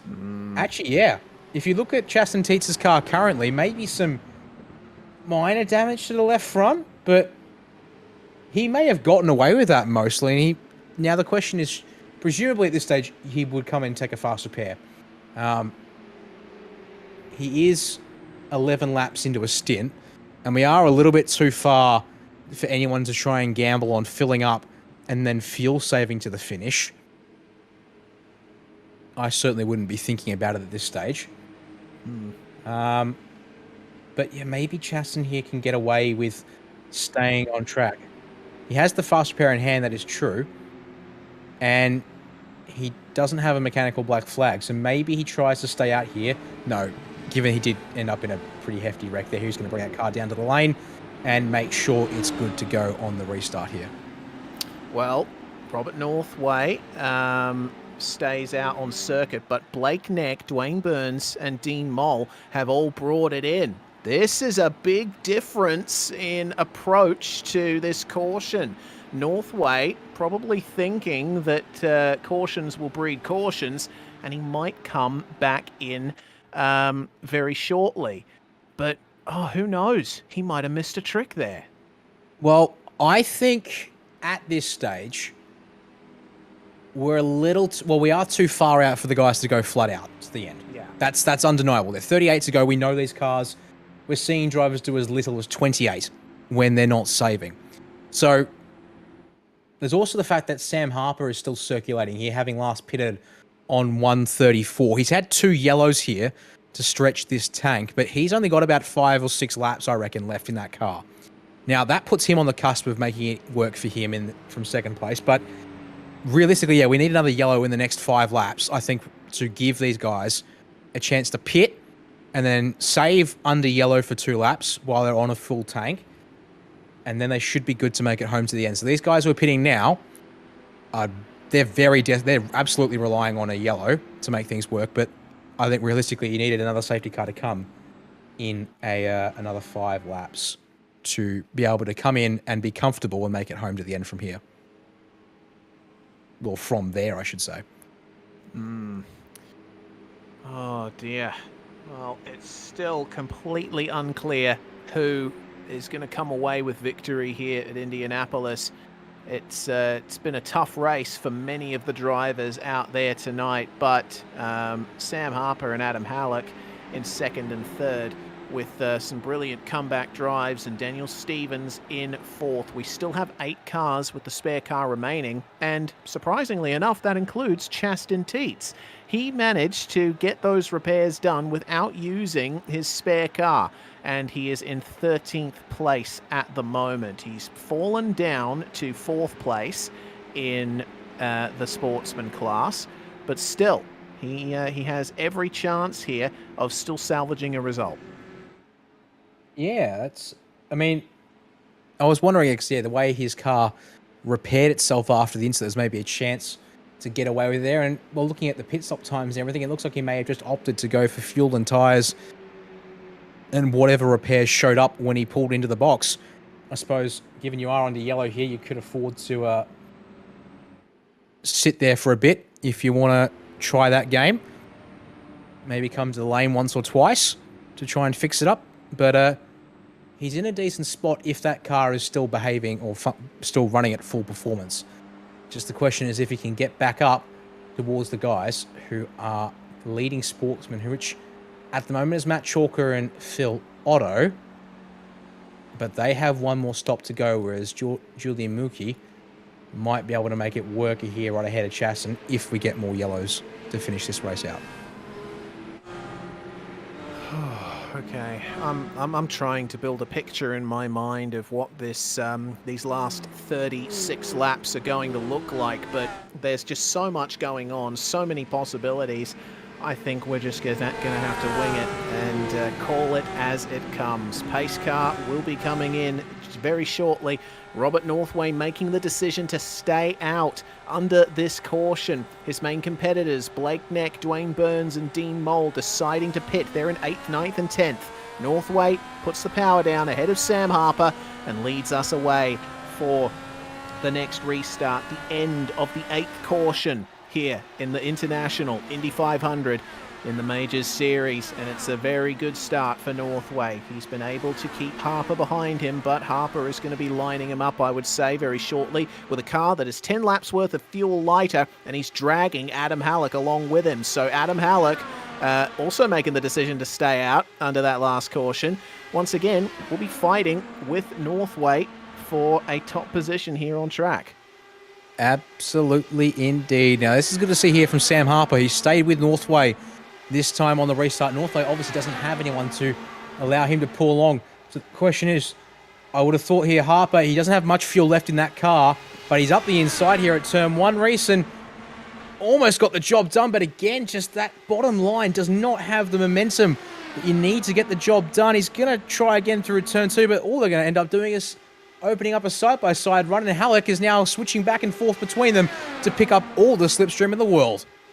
Wow, double slipstream there for Halek. He is right with them now as Harper still tries to make his way around Northway, but Northway's going to make his way back around Harper now as a result of all of this. That high line is definitely where you want to be if you want to defend a position.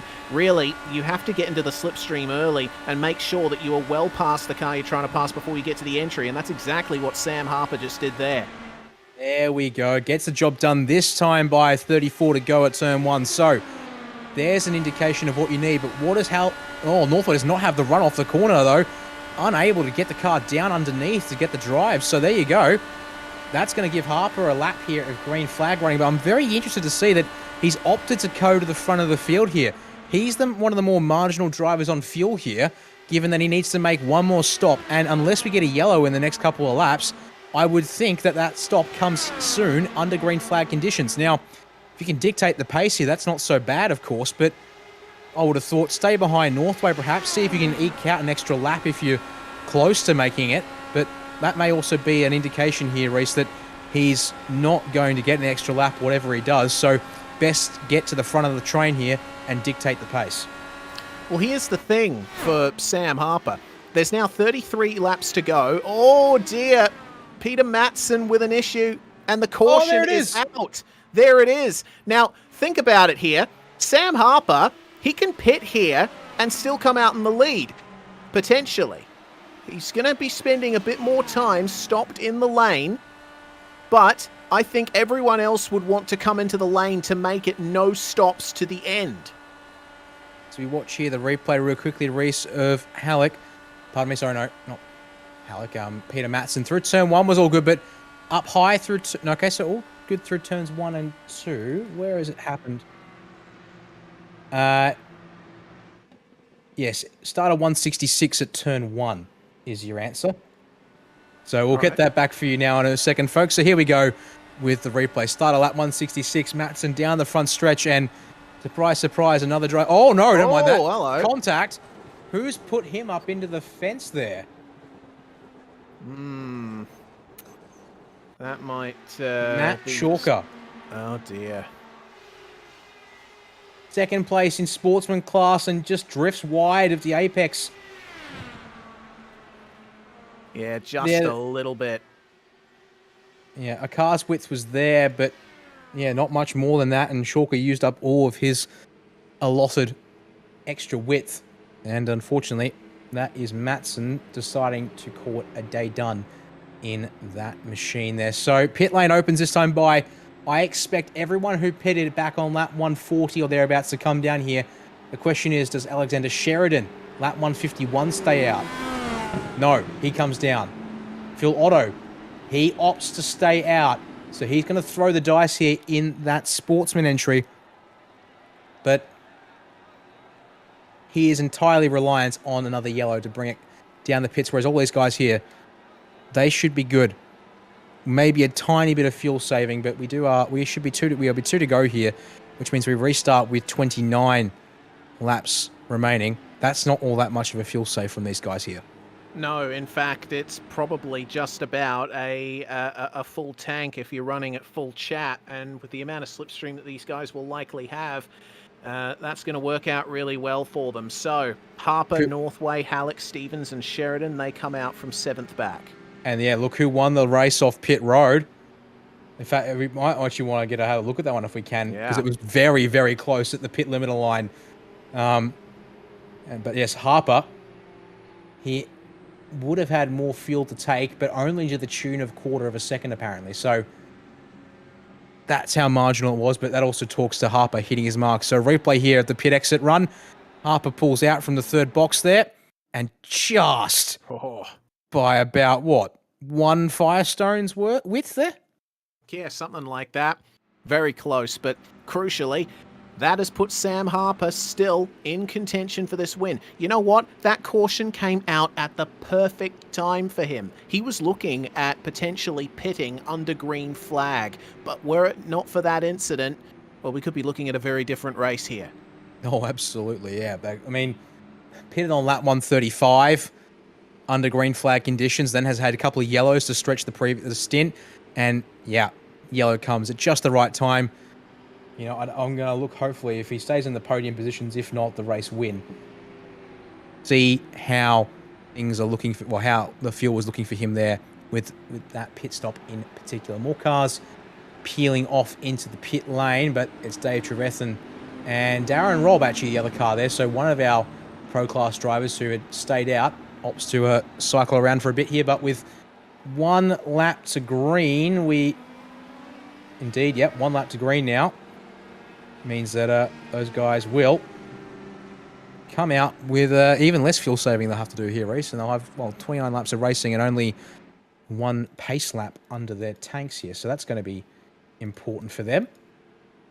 But it does put Phil Otto in the race lead for now, but he has 1 more stop to give us. Blake Neck, Dwayne Burns, Dean Mole, and Julian Mookie.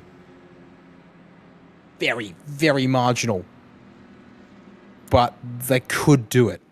Yeah, they could. They could. They're going to have to rely on another caution potentially in the final 15 or so laps. We'll have to wait and see. One thing that we are going to have to think about is if there is a caution in the final 10 laps, the lapped cars will not be allowed back past the pace car. They'll be ordered to the back of the field. So that's going to equalize things for cars racing for position. Yeah, the lap cars have obviously been part and parcel of the race, but that will change when we get there. Obviously, though, we've got ourselves at least 19 laps of racing before that comes into effect. Well, time to form back up, boys, because we'll be going green at the end of this lap. Blake Neck is still running it down the bottom of the oval, though, which is quite interesting indeed. He's going to bring that car up in behind Otto now as we get ready for the restart. And we'll see here, what can the Sportsman driver do from the front of this field? As I said, we know Blake Neck has got a fast car under him, but really when the tank runs out, he goes early, does Otto. So the race restarts once again. 29 laps on the board here, Reese, and the fuel game is afoot, to say the least. That it is. And Sam Harper versus Robert Northway for what might be the effective race lead once things all work out. They're already having to deal with lap traffic here. And have a look at that. Harper had to cut down to the inside. That's cost him a little bit there on the exit. Northway might end up getting him here into turn 3. He's going to go for it. But with cooler tyres and full tanks, that outside line still works out magnificently for Sam Harper. Northway cannot get it done. Yeah, plenty of space given by Harper just to make sure of it, but as a result, that means he absolutely hooks that car around the outside, and Northway tries to keep it low, and as a result, kind of pinches himself more than anything else, but there's still quite a bit more traffic there. Actually, pardon me, Jake Fox is traffic, and Dale Jeffries is actually, there we go, 2 bits of traffic. That's quite important because it actually means Harper is a good 4 seconds back off the race lead, and the group of cars that stayed out at the last safety car. So we go.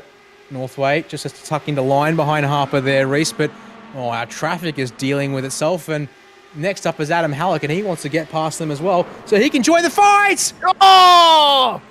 Caution once again. Adam Halek comes together with Dale Jeffries. Oh, and then cars coming through almost collect Halek. His stricken car.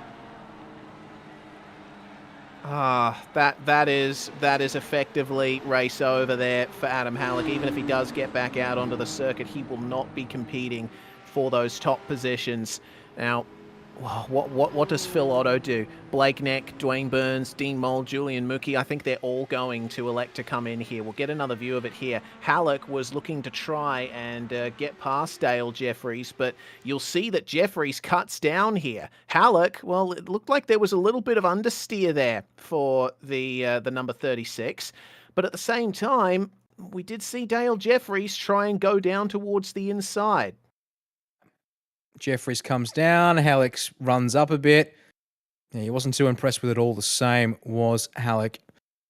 But, a bit of 50-50, I have to say. Even though we're talking about a lead lap car and a lapped car, it's not as though Halek was down on the white line, if we're going to be critical, perhaps. But back to the live pictures. Actually, no, we're going to go back into the replay once again. So here's what it looks like from Halek's car. And well, actually, to be brutally honest, I think I can see why he's definitely a bit miffed Yeah. at that. From that perspective there, it was very much the outside car chopping down. So Phil Otto brings it into the pit lane from the race lead. No surprises there, Reese, because he was well short of making it unless we kept getting yellows repeatedly from here on out. But yeah, this definitely makes it possible for our top four of Blake Neck, Dwayne Burns, Dean Mole, and Julian Mookie to get home to the end. And look at this. Blake Neck is doing everything he can to save fuel, including driving the absolutely shortest possible path around the Indianapolis Speedway. Yeah, and catching up to the pace car a little bit as well, just trying to maintain momentum, not have to use the throttle anywhere near as much as he'd need to otherwise. Oh man, it's caution number 12 in the International Indy 500, and goodness gracious, I feel like the advantage is still with the likes of Harper, Northway, Stevens, Sheridan, etc. Because they're not going to have to save fuel anymore. That's 100% confirmed now. They can go full chat to the end and they don't have to worry about running out. But fact of the matter is, Neck, Burns, Mole, and Mookie, they're on the 13th lap of their stint. And I think barring another caution in the final few laps of the race, even then, I feel like they might have to come in. Yeah, it's very difficult. Look at that, lap 163. Put them in at 36 to go, if I'm not mistaken. So yeah. They're about 3 laps longer than what we expected from a typical tank burn. They've had 2. This is the second caution since they've pitted. So obviously that does help save the fuel. But you're certainly right that I reckon they're still going to have to be monitoring their fuel numbers. Oh, look at this. Pretty closely indeed. And look at this. No, I think this is more a case of, just running the shortest possible line that he can. And so you can see there, Sam Harper is just the first car to be like, yeah, you do what you need to do, boys. I am all happy running the middle and the high side of the track here under the yellow. So yeah, this is obviously, as you said, no fuel saving restriction. Well, no fuel saving even needs to be thought of by the group of Sam Harper, Northway, Stevens, Sheridan, Kirk. Oh, look at that. Hayden Kirk was almost a lap down about 10 laps ago, Reese. He is 9th outright and net P5. And he's on the same strategy as everyone ahead of him up to Sam Harper. So there's every chance that Hayden Kirk will be able to contend potentially for a podium here. What a great comeback that is. The turnaround there is fantastic. And also, what's going to be very interesting is the race for the sportsman win here, Reese. Because the class leader, Julian Mookie, is trying to make the ultra save work here. Which means that the next place driver is Chasten Teets, 10th place outright, but he's with the Harper and Co group. So he's not going to need to save, but he has Matt Chalker behind him for position in class and outright. So that is going to be a fantastic looking battle there for the podium. You've also got Phil Otto a little bit further back, who's got even less of a worry about fuel and, for what it's worth, slightly better tyres. Now it's time to get ready to restart this race once again. 24 laps on the board. The top 4. We have questions about their fuel economy and what they've got left in the tank race, but they're going to give us a mileage race to the bitter end from here. Look at this, Neck continuing to run the bottom line. Is he going to stay down the bottom for the restart here?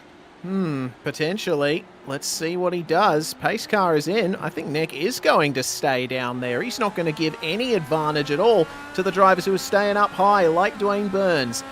Power down then for Blake Neck. And we cross the line to begin lap 177 of 224 laps to go. And it is almost anyone's race still as things stand.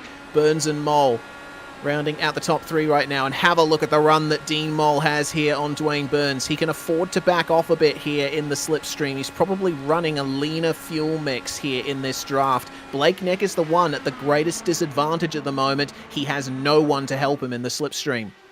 Yeah, that's what you'd expect here as we look towards the mid-pack. And Phil Otto's made it past Darren Robb. So Darren is currently 13th outright, 9th in pro.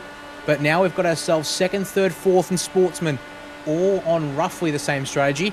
They're lined up in a row as we on board with Harper. Harper around the outside of turn 1. We haven't seen that work so far today. He gets himself past Julian Mookie. So there we go.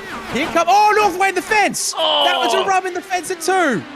Oh, hopefully that hasn't damaged him too much. He still has a fantastic run here on Julian Mookie. Is going to dive to the inside. Harper continuing to run high, going for the late apex. He's going to try and go underneath Dean Mole at turn 3. No, he's not. He's going to stay there. Northway, though, completing the move on Mookie. But for how long? Northway doesn't have any help in the draft here. He's going to try and get a whisper off Dean Mole and Dwayne Burns. But crucially, that is a car in between himself and Sam Harper. He tries the high line coming into turn 1, but again, it doesn't work. Meanwhile, Harper, he's going to line up Dean Mole and try to get into 3rd. No, he can't do it. He's going to have to dip down to the bottom. Oh, this is crazy. Look at this swinging back up. Oh, look at the Hyper double drive. Oh my God. Up the inside of Dwayne Burns. And there's another 2 for 1. That's the second time we've seen it today, and this time, oh, and there we go. Gets that move done. Meanwhile, Northway's passed on Mookie, so here we go. The full burn drivers are coming with a vengeance, and Sam Harper gets the lead at the line. 21 laps to go. Harper, after having that wreck early in the race, was on a marginal fuel strategy for a part there, Reese, is back in the lead, and he's in prime position to hang on to that if Northway can't get through, and Northway is still stuck in P4. Daniel Stevens having some issues here. He's dealing with Alexander Sheridan and Hayden Kirk. Got to take it easy here, boys. Don't spend too much time running side by side. This is the battle for 6th place, or 7th place, sorry, we're taking a look at. There's a lap car in between themselves and Julian Mookie as things stand. No, my apologies. It is the battle for 8th. Oh, trying up the inside there is Daniels. Oh, that was Stevens on the outside. No, Stevens on the outside, sorry. Yes, indeed. So Hayden Kirk now is going to try to get him here. Kirk is having an absolute monster of a drive. Yeah, it's Shane Bowen, currently 17th place in the number 7 car. Apologies. And 2 laps down on the race leaders, who's in the middle of it all and racing these guys like him. He's here and he means it, which he does have some right to, but at this stage here, 20 to go, we're not expecting anyone to pit. At least the leaders aren't going to pit in a way that allows him to get back his lap. So realistically, his race is done, barring a miracle here, or, well, absolute disaster, I should say. So there we go. 19 left on the board. The laps continue to tick down here, and Blake Neck now is probably in the best spot he could ask for. Sam Harper, having charged to the race lead, hasn't been able to break away thanks to the tow, of course, around here. And this gives Neck everything he needs to make this fuel last, although we still reckon he probably needs one more yellow to be a little bit more comfortable with the fuel left in his car here. Coming up to 18 laps to go then since the end of the caution. This has absolutely flown by. Neck is going to try and stick with Harper as best he can, and he's getting a good advantage over Burns and Mole at the moment thanks to that slipstream. But we're thinking that so long as Sam Harper plays this right, so long as he stays out of trouble, that might just be the race win secured. But we can't speak too early because Robert Northway is still there, but behind Neck, Burns and Mole, and is going to be trying his darndest to get past them. However, that little rub of the wall that we saw from him off the restart is certainly not going to work in his favour. I mean, yeah, it just looks like he's stalled out on pace. You'd surely think the 3 cars ahead, even though they're in the slipstream, they're all trying to fuel safe here at this point, you'd have thought. So they're going to have to, they're compromised. But yeah, it doesn't look like there's much damage, if any damage, but clearly there is something that has happened to that number 46 Satellite Racing car. And is that certainly Mookie down on the inside? No, that's not. Sorry, it's one of Mookie's teammates, I think. It's Dale Jeffries, and that has slowed down Sam Harper a little bit. It's brought Blake Neck a little bit closer to him. Jeffries is incredibly slow on the apex of 3. Oh, that was causing traffic going around him there, and that was a bit of a heart and mouth moment. But he's stayed out on track, and I guess the problem for Jeffries is he's now 6 laps down on the leaders. And yeah, and there's 2 laps down, nearly 3 laps down on the guys next up the road for him, but it's just causing a bottleneck, and can't quite figure it out. He's just puttering around at 280, 300 kph. And Dan Stevens just shuffles down the order board there a bit. Hayden Kirk up the inside at turn 3. Well, there we go. Hayden Kirk now up into 8th, but he does have quite the gap ahead to Julian Mookie. We'll be able to take full advantage of the slipstream, though, so we'll see if he can hold on to that. Kirk up 6 positions now from where he started, and that is in spite of all of the dramas that he has suffered. Daniel Stevens, on the other hand, down 2. He's certainly been in and around the top 10, even the top 3. But this last phase of the race has not quite worked out for him. Northway is still trying to chase down Dean Mole here, who we focus on. And I honestly don't know what Robert Northway can do here that he hasn't already done. If anything, he is starting to lose time to Alexander Sheridan behind. Yeah, it does look like it. And also, crucially, look at the way the gap's fluctuating between P1, P2. Dean Mole up the inside of Dwayne Burns at turn 1. Kinetic Avatar cars switch their spots around there, and it looks like it's going to be Mole's turn to go on the attack. But what I was going to say is, Reece, look at the time. It's going up between Harper and Blake Neck. I reckon Neck continuing desperately to save fuel with a low on burn map, and he just cannot stay in the slipstream while Harper goes on full burn here to the end. Well, even then, he's just lost the position to Mole, hasn't he? Dean Mole's gotten up into 2nd, and this looks like a bit of a late charge here from Dean. Must be he's putting the foot down here, running rich mix for a couple of laps here, get right on the bumper of Harper, and then surely though he's going to have to drop it back a couple of steps here. He's again 7 laps short of Harper's pit lap. He said, that's Neck loose. Oh my Neck goodness. around. He was dropping position, was Blake Neck, but now with a little tap to the wall, we do stay green. But man, that is going to be a huge shame, a big blow for Blake Neck. Oh, have a look at this. Robert Northway right in the midst of all of this, now up into 5th place. He's been passed by Alexander Sheridan. Have a look at Hayden Kirk as well, trying to line up a run here on Julian Mookie. Amazing that that didn't cause a caution. Very well executed by Neck to bring the car to a stop where he did. But this is an incredibly close battle here for 4th on back. Hayden trying his best to keep the grip up on that front end. But man, the car is not cooperating with him right now. Just washed, of course, across the draft. Well, across the wash, thanks to Mookie's car directly ahead of him there. And, in the middle of the corner when you want the car to hook up and then be able to put the foot down on corner exit, it's possibly the worst place you could ask for it. So you can see here, Mookie continuing to try and run the high line, get something on the nose of that car, because the cornering speed is all he's got going for him here, given we've stayed green. Blake Neck got that car back down to the pit lane race, but unfortunately, that's going to see him tumble outside the top 15 and now go a full lap down on the race leaders. Well, on the right side of your screen, you'll see what happened. More That's trouble a second on the way spin. in. Yeah, second spin for Blake Neck. So that low fuel load, unfortunately, not working in his favour there. The car was massively unstable. It's all come apart for Blake Neck. But have a look at Dean Mole. He is chasing down Sam Harper, something fierce. I don't know what kind of ace Mole has up his sleeve, but I'm just flummoxed here at the fact that he's been able to put this pace on. Surely he's going to have to pit again before the end. Well, yeah, maybe. I get the feeling Dean's put the foot down here for a couple of laps, shut the gap up, because it was 6/10, right? Yeah. And thanks to the way that Blake Neck sort of dropped off the back of Sam because he had to fuel save. He's in the slipstream, maybe running 1 or 2 maps lower than what Sam can afford to, perhaps, because he's clearly still gaining with the draft at this distance, but he's clearly not committing to any moves at this stage, I don't think. And so obviously he needs every advantage he can get here. Onto the front straight we come. Less than 10 to go. Make it 9 at the line, but Mole's looking and thinking about the race lead, or is that just trying to put mind games inside of Harper's head? Well, there's a lapped car to deal with here, and that is Dale Jeffries, who pulls over and lets them go between turns 1 and 2. Might be trying to get into Harper's head here as Mole. try and get him out of the way and try and coast to the end. But if I were Mole, I would want to stick behind until the very last lap. That is, if I can even make it to the last lap.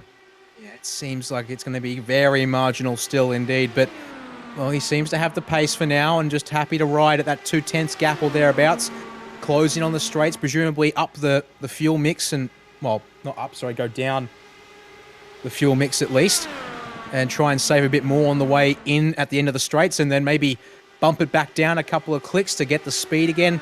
And I guess it depends if someone, I guess I'd be curious to see is that the kind of strategy that actually makes sense? Would you be constantly adjusting the fuel map here to try and build speed off the corner, then drop it back down in the end of the straightaway, maybe keep it low during the shoots here, and then turn it back up for the first part of the main straights? That might be what he's doing. Started to drop off a little bit off the back of Harper through the corners, but you'll see him really close that gap up here down the start-finish straight. And just lifting off there into turns 1 and 2.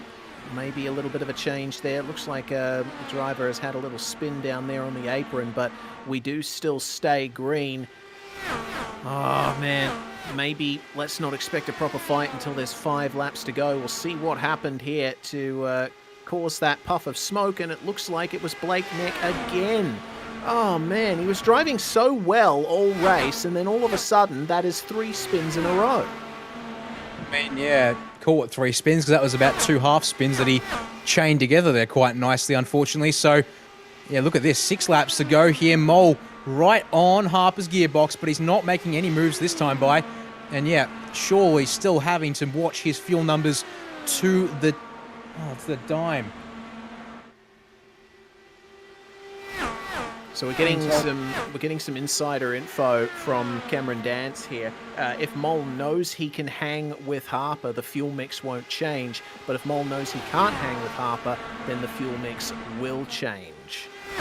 Yeah, that makes some sense, really. If he's desperate for every last bit of speed, he'd be playing with that, kind of playing around with it. But if he can be, comfortably sit in the toe, just leave it at the lowest burning mix that you can get away with, and then turn it up when you get into the closing stages. I mean, speaking of closing stages, it's 5 laps to go here at the Majors Indy 500 for the international region. That is your first 2 cars. It looks like it's going to be a 2-way drag to the win. Dwayne Burns is sitting 3rd place, and he's only 9/10 back, but he's got to somehow find a way to close down what's a 6/10 gap between Dean Mole, who's in 2nd place, and Dwayne, who's off-screen in 3rd, as we continue to watch these guys through 3 and 4 and make it 4 laps to go very soon here, Reese. Robert Northway still holding on to 4th place there, but he is dropping back from Dwayne Burns, has to desperately try to keep Alexander Sheridan behind. And once there comes up to about 2, maybe the last lap, then Northway is really going to be in trouble. But Sam Harper will be looking over his shoulder at the moment thinking, what is Dean Mole going to do? How much fuel does he actually have in this car? I know that I have the fuel to go flat out to the end, but what kind of magic has Dean Mole potentially worked? Just constant possible iterations here. Northway's closing on Dwayne Burns for P3, despite the damage that he sustained. So this is going to be fascinating. Can he get the run through the corners? It seems he's got decent speed through those corners here, and onto the straight we go. 3 laps to go here at the Indy 500 for the Majors International. Very low in turn 1 is Mole, trying his best to gain as much time through the turns as he possibly can, potentially backing off on the fuel mix and then turning it back up on the way onto the straights. Gap is staying reasonably constant here. He's just lifting off now. He's saving those last little bits of fuel potentially for a charge in the last couple of laps. They've got some more lap traffic coming up on them as well. Blake Neck and Dave Trevethan. Oh man, it's heartbreaking to hear Blake Neck described as a car about to be lapped. He was fighting with these guys just like 10 laps ago or thereabouts. 2 to go now between Dean Mole and Sam Harper. Yeah, look at them here through the turns, both up off the white line there. Neck gets out of the way, so he's very much paying attention, and good sportsmanship from him to not hold up these guys. But the next car up the road, just said there, Trevethan and Jeffries Dave and Dale, when does Harper hit them? The answer is going to just pick up the slipstream onto the front stretch. Harper's going to be the one to take the white flag here, Reese. 2.5 miles of racing to go. Two-way fight for the win, and here comes Dean Mole, thinking inside, outside of turn 1. Oh, can Dean Mole get it done? The outside line's always been the one with the advantage, and he manages to take the lead. Dean Mole is in front of Sam Harper, our championship leader. But Harper now with the slipstream will be able to get Mole again coming into turn 3. Mole tried a couple of times to go down to the inside. Harper's going to be forced to the inside, but again, Dean Mole with the high line might have the advantage. Harper manages to slot in ahead. Mole is going to make this a drag race to the line. It's all come down to a fantastic finish once again in the Majors Indy 500. The bump happens. Sam Harper gets unstable, but he's going to come across the line in first. Oh, Jesus, Mary and Joseph. It came down to the final turn. Mole unable to get the car out from underneath Harper, and but he's able to stretch the fuel. It was possible there that he had the chance to get the drive back, but Sam Harper takes the win. Dean Mole has to settle for P2 there. Dwayne Burns for P3 as we have a look at it again here on the replay into turn number 3. Harper slides it up the inside here, but again you can see Mole all the run through the corner, gets up here on corner exit. He swings down, but he's on the gearbox already, and there's damage to both cars. But, the damage repairs itself, and both cars make their way across the line to conclude this race. Well, Reese, even though it was a 2-car fight to the end, that is the way to end a race after 500 miles of action and 12 cautions in the mid-phase. But that final 30 laps put it all on for show there.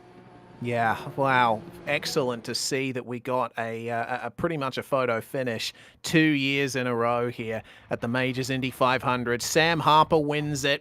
Dean Mole less than 2/10 behind. It could have been the win if he had picked the line a little better, potentially gone high out of the final couple turns. Dwayne Burns on the podium. He'll be very happy with that.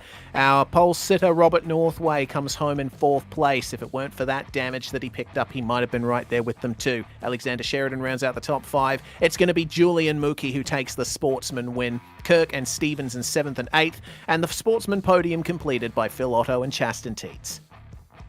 Yep, there we go. Splitting the fuel strategies there quite nicely indeed. Just outside our top 10, it's Joshua Robertson and Matt Chalker. Also ran out your top 5 in sportsman class this evening. Darren Robb there in 13th ahead of Adrian Stefan for 14th, and then Gavin Barber, 15th place. And there you go, Stefan and Barber, your 2 drivers to finish 1 lap down off the leaders. And then in 16th, it's Shane Bowen. 17th, James Catchpole. And 18th for Blake Neck there. Unfortunately, they all finish 2 laps behind the leaders. Dave Trevethan, 4 laps down for 19th place. And it's Dale Jeffries rounding out the top 20 outright at 8 laps down there.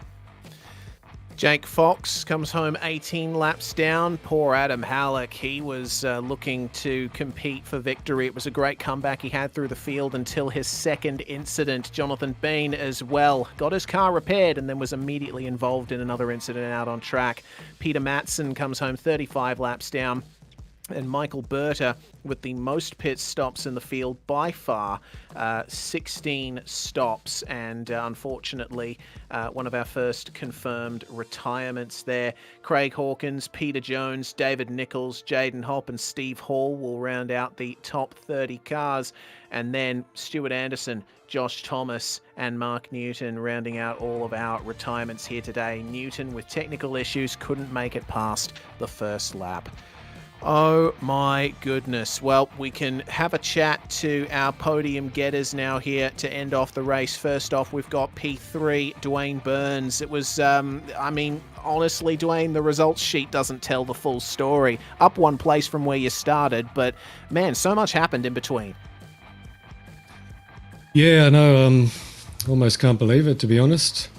I followed Dean's strategy there at the end, and it just worked out, and I ran out of fuel on between turns 1 and 2 after the start-finish line, so I'm stoked with that. As you should be. Well, making your way through the race with all of the cautions that we had, particularly towards the end, how far ahead were you thinking? Not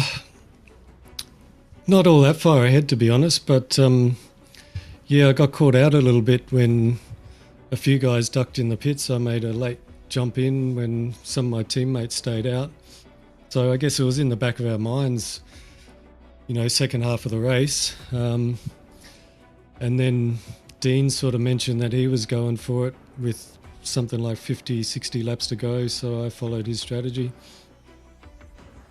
Well, certainly paid off for you. Another podium, once again on the ovals, and certainly finishing ahead of the likes of Bain, Hopp, Stevens, etc. That's going to definitely help you get further into the top 10 here in the mid-season. Yeah, unfortunately I missed a round, but this will definitely help with the standings, that's for sure. Well, who do you have to thank for it before we let you go, Dwayne? Big thanks to all the Kinetic and the Avatar guys. It's been good with the combined team and running together this year. And thanks to Dean for the strategy. Thanks to Majors guys for putting on the race, and you guys for providing the broadcast. Well, that's Dwayne Burns there, third place in the International Indy 500. And Daniel Yeaman is going to have a chat now to second place Dean Moll, who almost had it on the final lap. Yep, I will indeed. Well, Dean, welcome to the comms box there. And man, we were worried about the fuel number for you, given you chose to pit at 162 there rather than wait for, the guys that pitted obviously a little bit later than you weren't so under so much pressure when it came to the fuel number, but you made it work so beautifully well there, and that final lap was an absolutely fantastic thing to watch. They're just unable to get the drive off turn 4 there, it seemed. Yeah, I kind of misplayed the last lap. I thought I had enough room to kind of get behind Sam, get a little toe, and then get a run either low or high, and I just misjudged it, got in the back up. And so first, I'm glad I didn't wreck him. I would have felt awful if that happened. Pretty happy with the second place. I mean, I want to win this race so bad, but I don't want to do it that way. So glad we both got to the finish there. Yeah, credit to you for that, certainly. I mean, we were obviously seeing the contact happen. Like, we were a little bit worried that, maybe Sam was going to sort of spin him around and then, end that race there in one of the walls. But, credit to you both there to not have that happen. I mean, sort of that final lap, you got the line around the outside to work at turn 1. I think you're in a good spot there, given he got past you at turn 3. It's just turns out, you said they're a little closer than you thought you were in the end. Yeah, exactly. But just being up there was good. So we pitted with like 38 to go. I told the guys I'm not coming back in, and everyone on the team radio was like, I don't think you're going to make it. And even that, I was kind of limited at the end. I couldn't make a move on Sam till like 2 to go, because as it was, I think I had a 1/10 of a gallon crossing the line. So got the most out of it I could. I mean, close to a win, but it was still a pretty solid race. Yeah, absolutely. We were worried about the fuel number, but it looks like, you played it to perfection, if waiting until the very end is what you were hoping to get out of it there. Yeah, definitely. It was tight. I mean, I was watching that number the entire last run. Yellows helped, and then I got an opportunity to get a run, get up to Sam, and then I was able to sit and save a little bit more. So it was just barely enough. Yeah, I guess that was also the thing. We had... pardon me, it was Blake Neck who was obviously running up in P2 at the time, and Sam seemed to be sort of pulling away from Blake there, and I guess you made that decision to go and hunt the gap down so you could close in and save right behind Sam. I guess that kind of gap sort of like, we got to about 6/10 at one stage between Sam and Blake. I guess like you're watching that kind of gap closely along with the fuel number, I guess, like, so that ended up being, so was there a sort of a number you had in mind when it came to sort of watching the gap before you made the move, or was it more of a case of just like intuition and experience and a gut feeling? More just a feeling when that gap started opening up. I knew that we had more fuel than Blake did. I had a little bit more than Dwayne, so just hoping that was going to be enough. Well, almost got it done there, but as you said, sounds like you're a pretty happy man there, walking away with P2. Before we let you go, man, chance to thank partners and sponsors who helped you get it done tonight. Yeah, absolutely. Want to thank everyone at Kinetic, Avatar Racing. It's a new alliance this year. Really enjoying racing with everybody. I want to thank Liam Quinn for putting our setups together. He does a great job, and we had 3 of the top 5, so definitely had a solid team. And then as always, we got the Racing for John logos on the car, so I'm always thinking about him, and glad to get a good finish with that logo on the car. So, well, there you go. Thank you very much, and well done once again, Dean. Thanks, guys. Well, that's two of our podium down here. Oop, looks like Reese has accidentally jumped to the interviews box there. I'll grab the man who we're awaiting to speak with and leave it to you, Reese, to speak with the Majors Series International Indy 500 winner, Sam Harper. Yeah, we really should delegate dragging responsibility, shouldn't we? Welcome to the commentary box, Sam. Congratulations on your victory. And as I said with Dwayne Burns, the results sheet doesn't tell the full story. You think, start third, finish first, seems pretty conventional. But no, it was the complete opposite for you. We thought it was all over for you halfway through. Yeah, I did too. So the one stupid thing I did was miss my pit box and do a 5-point turn to get back into it. But when that accident happened with whoever it was that was running around like 20 miles an hour off the pace, saw that coming, had my fast repair, all good. And then I had Garen, one of our teammates in Euro, guiding me with his soft voice, soft Australian tones all the way through the rest of the race. Just pit. The cautions came out exactly when we needed them to make it to the end on the stops. Yeah, we were pretty amazed there to see how much the stars aligned for you there on that final caution. And it also seemed like, especially early on in the race, you were one of the drivers making full use of that high line, because it seems that was where the grip was. And could you give us a driver's perspective on what the process is behind choosing a line here at Indy? Yeah, sure. So I did a lot of AI racing to prepare, and I've noticed when I've done this previous years, especially now, the dirty air in this car is absolutely ridiculous. But if you run, so you're like, 3/4 of the way out from the guy behind, then you can pretty much just stay flat through the corners. The downside of that is the guy behind you has clear air in front, or clearer air, because there's still another guy. So you need to be careful if there's somebody within like half a second, because he could feasibly get up the inside and pass you on the next straight. But it gives you such a good run coming out onto the back straight or onto the front straight if you're running the high line, because you're flat all the way through the corner, come out. And at the last stint there, I know they were all saving fuel, but it was literally like they were standing still. The setup I had was unbelievable. So thank you, Chris from Forge, for that. That was very good. I owe you one. Well, finally, I suppose, coming into this round as the championship leader, you certainly had the pressure on you. But with Thomas Hins not showing here today, that will give you a bit of an advantage here and a bit more of a cushion to play with in the mid-season. Yeah, lucky me. Yeah. Oh, well, the floor is yours, Sam Harper. Who do you have to thank, and any shout-outs you want to give? Yeah, sure. So first I'll start with a shout out to Stu. Sorry you can't make the race this weekend. We're thinking of you. Yeah, just stay there. You'll get it next time. We're going to nail the 2.4 and the 24. We're running the 24 as a team together, so that'll be awesome. Really looking forward to that. Otherwise, it's the normal. Thanks everybody at NRG. Thanks especially Garen for walking me through the race, so I didn't have to run JRT. Very appreciated. Thanks to the guys at Forge for the setup help and explaining how to qualify this car properly. Really appreciated that. Thanks to I did the livery this round, so thanks to me for the paint. Thanks to my fiance for letting me do this every Saturday morning, and thanks to you guys for doing an awesome broadcast. Love watching it back. Well, thank you very much for joining us. Sam Harper, our race winner here tonight. My goodness, what a race that was, Daniel.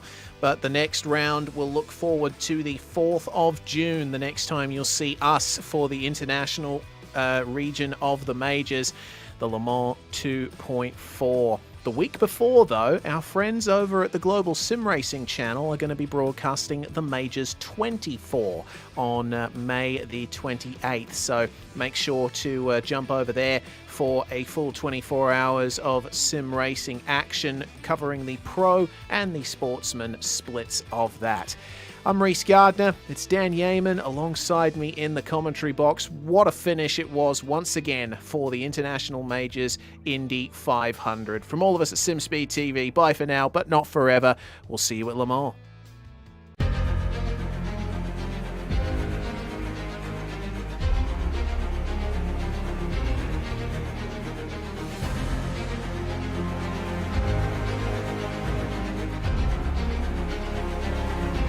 Fantastic.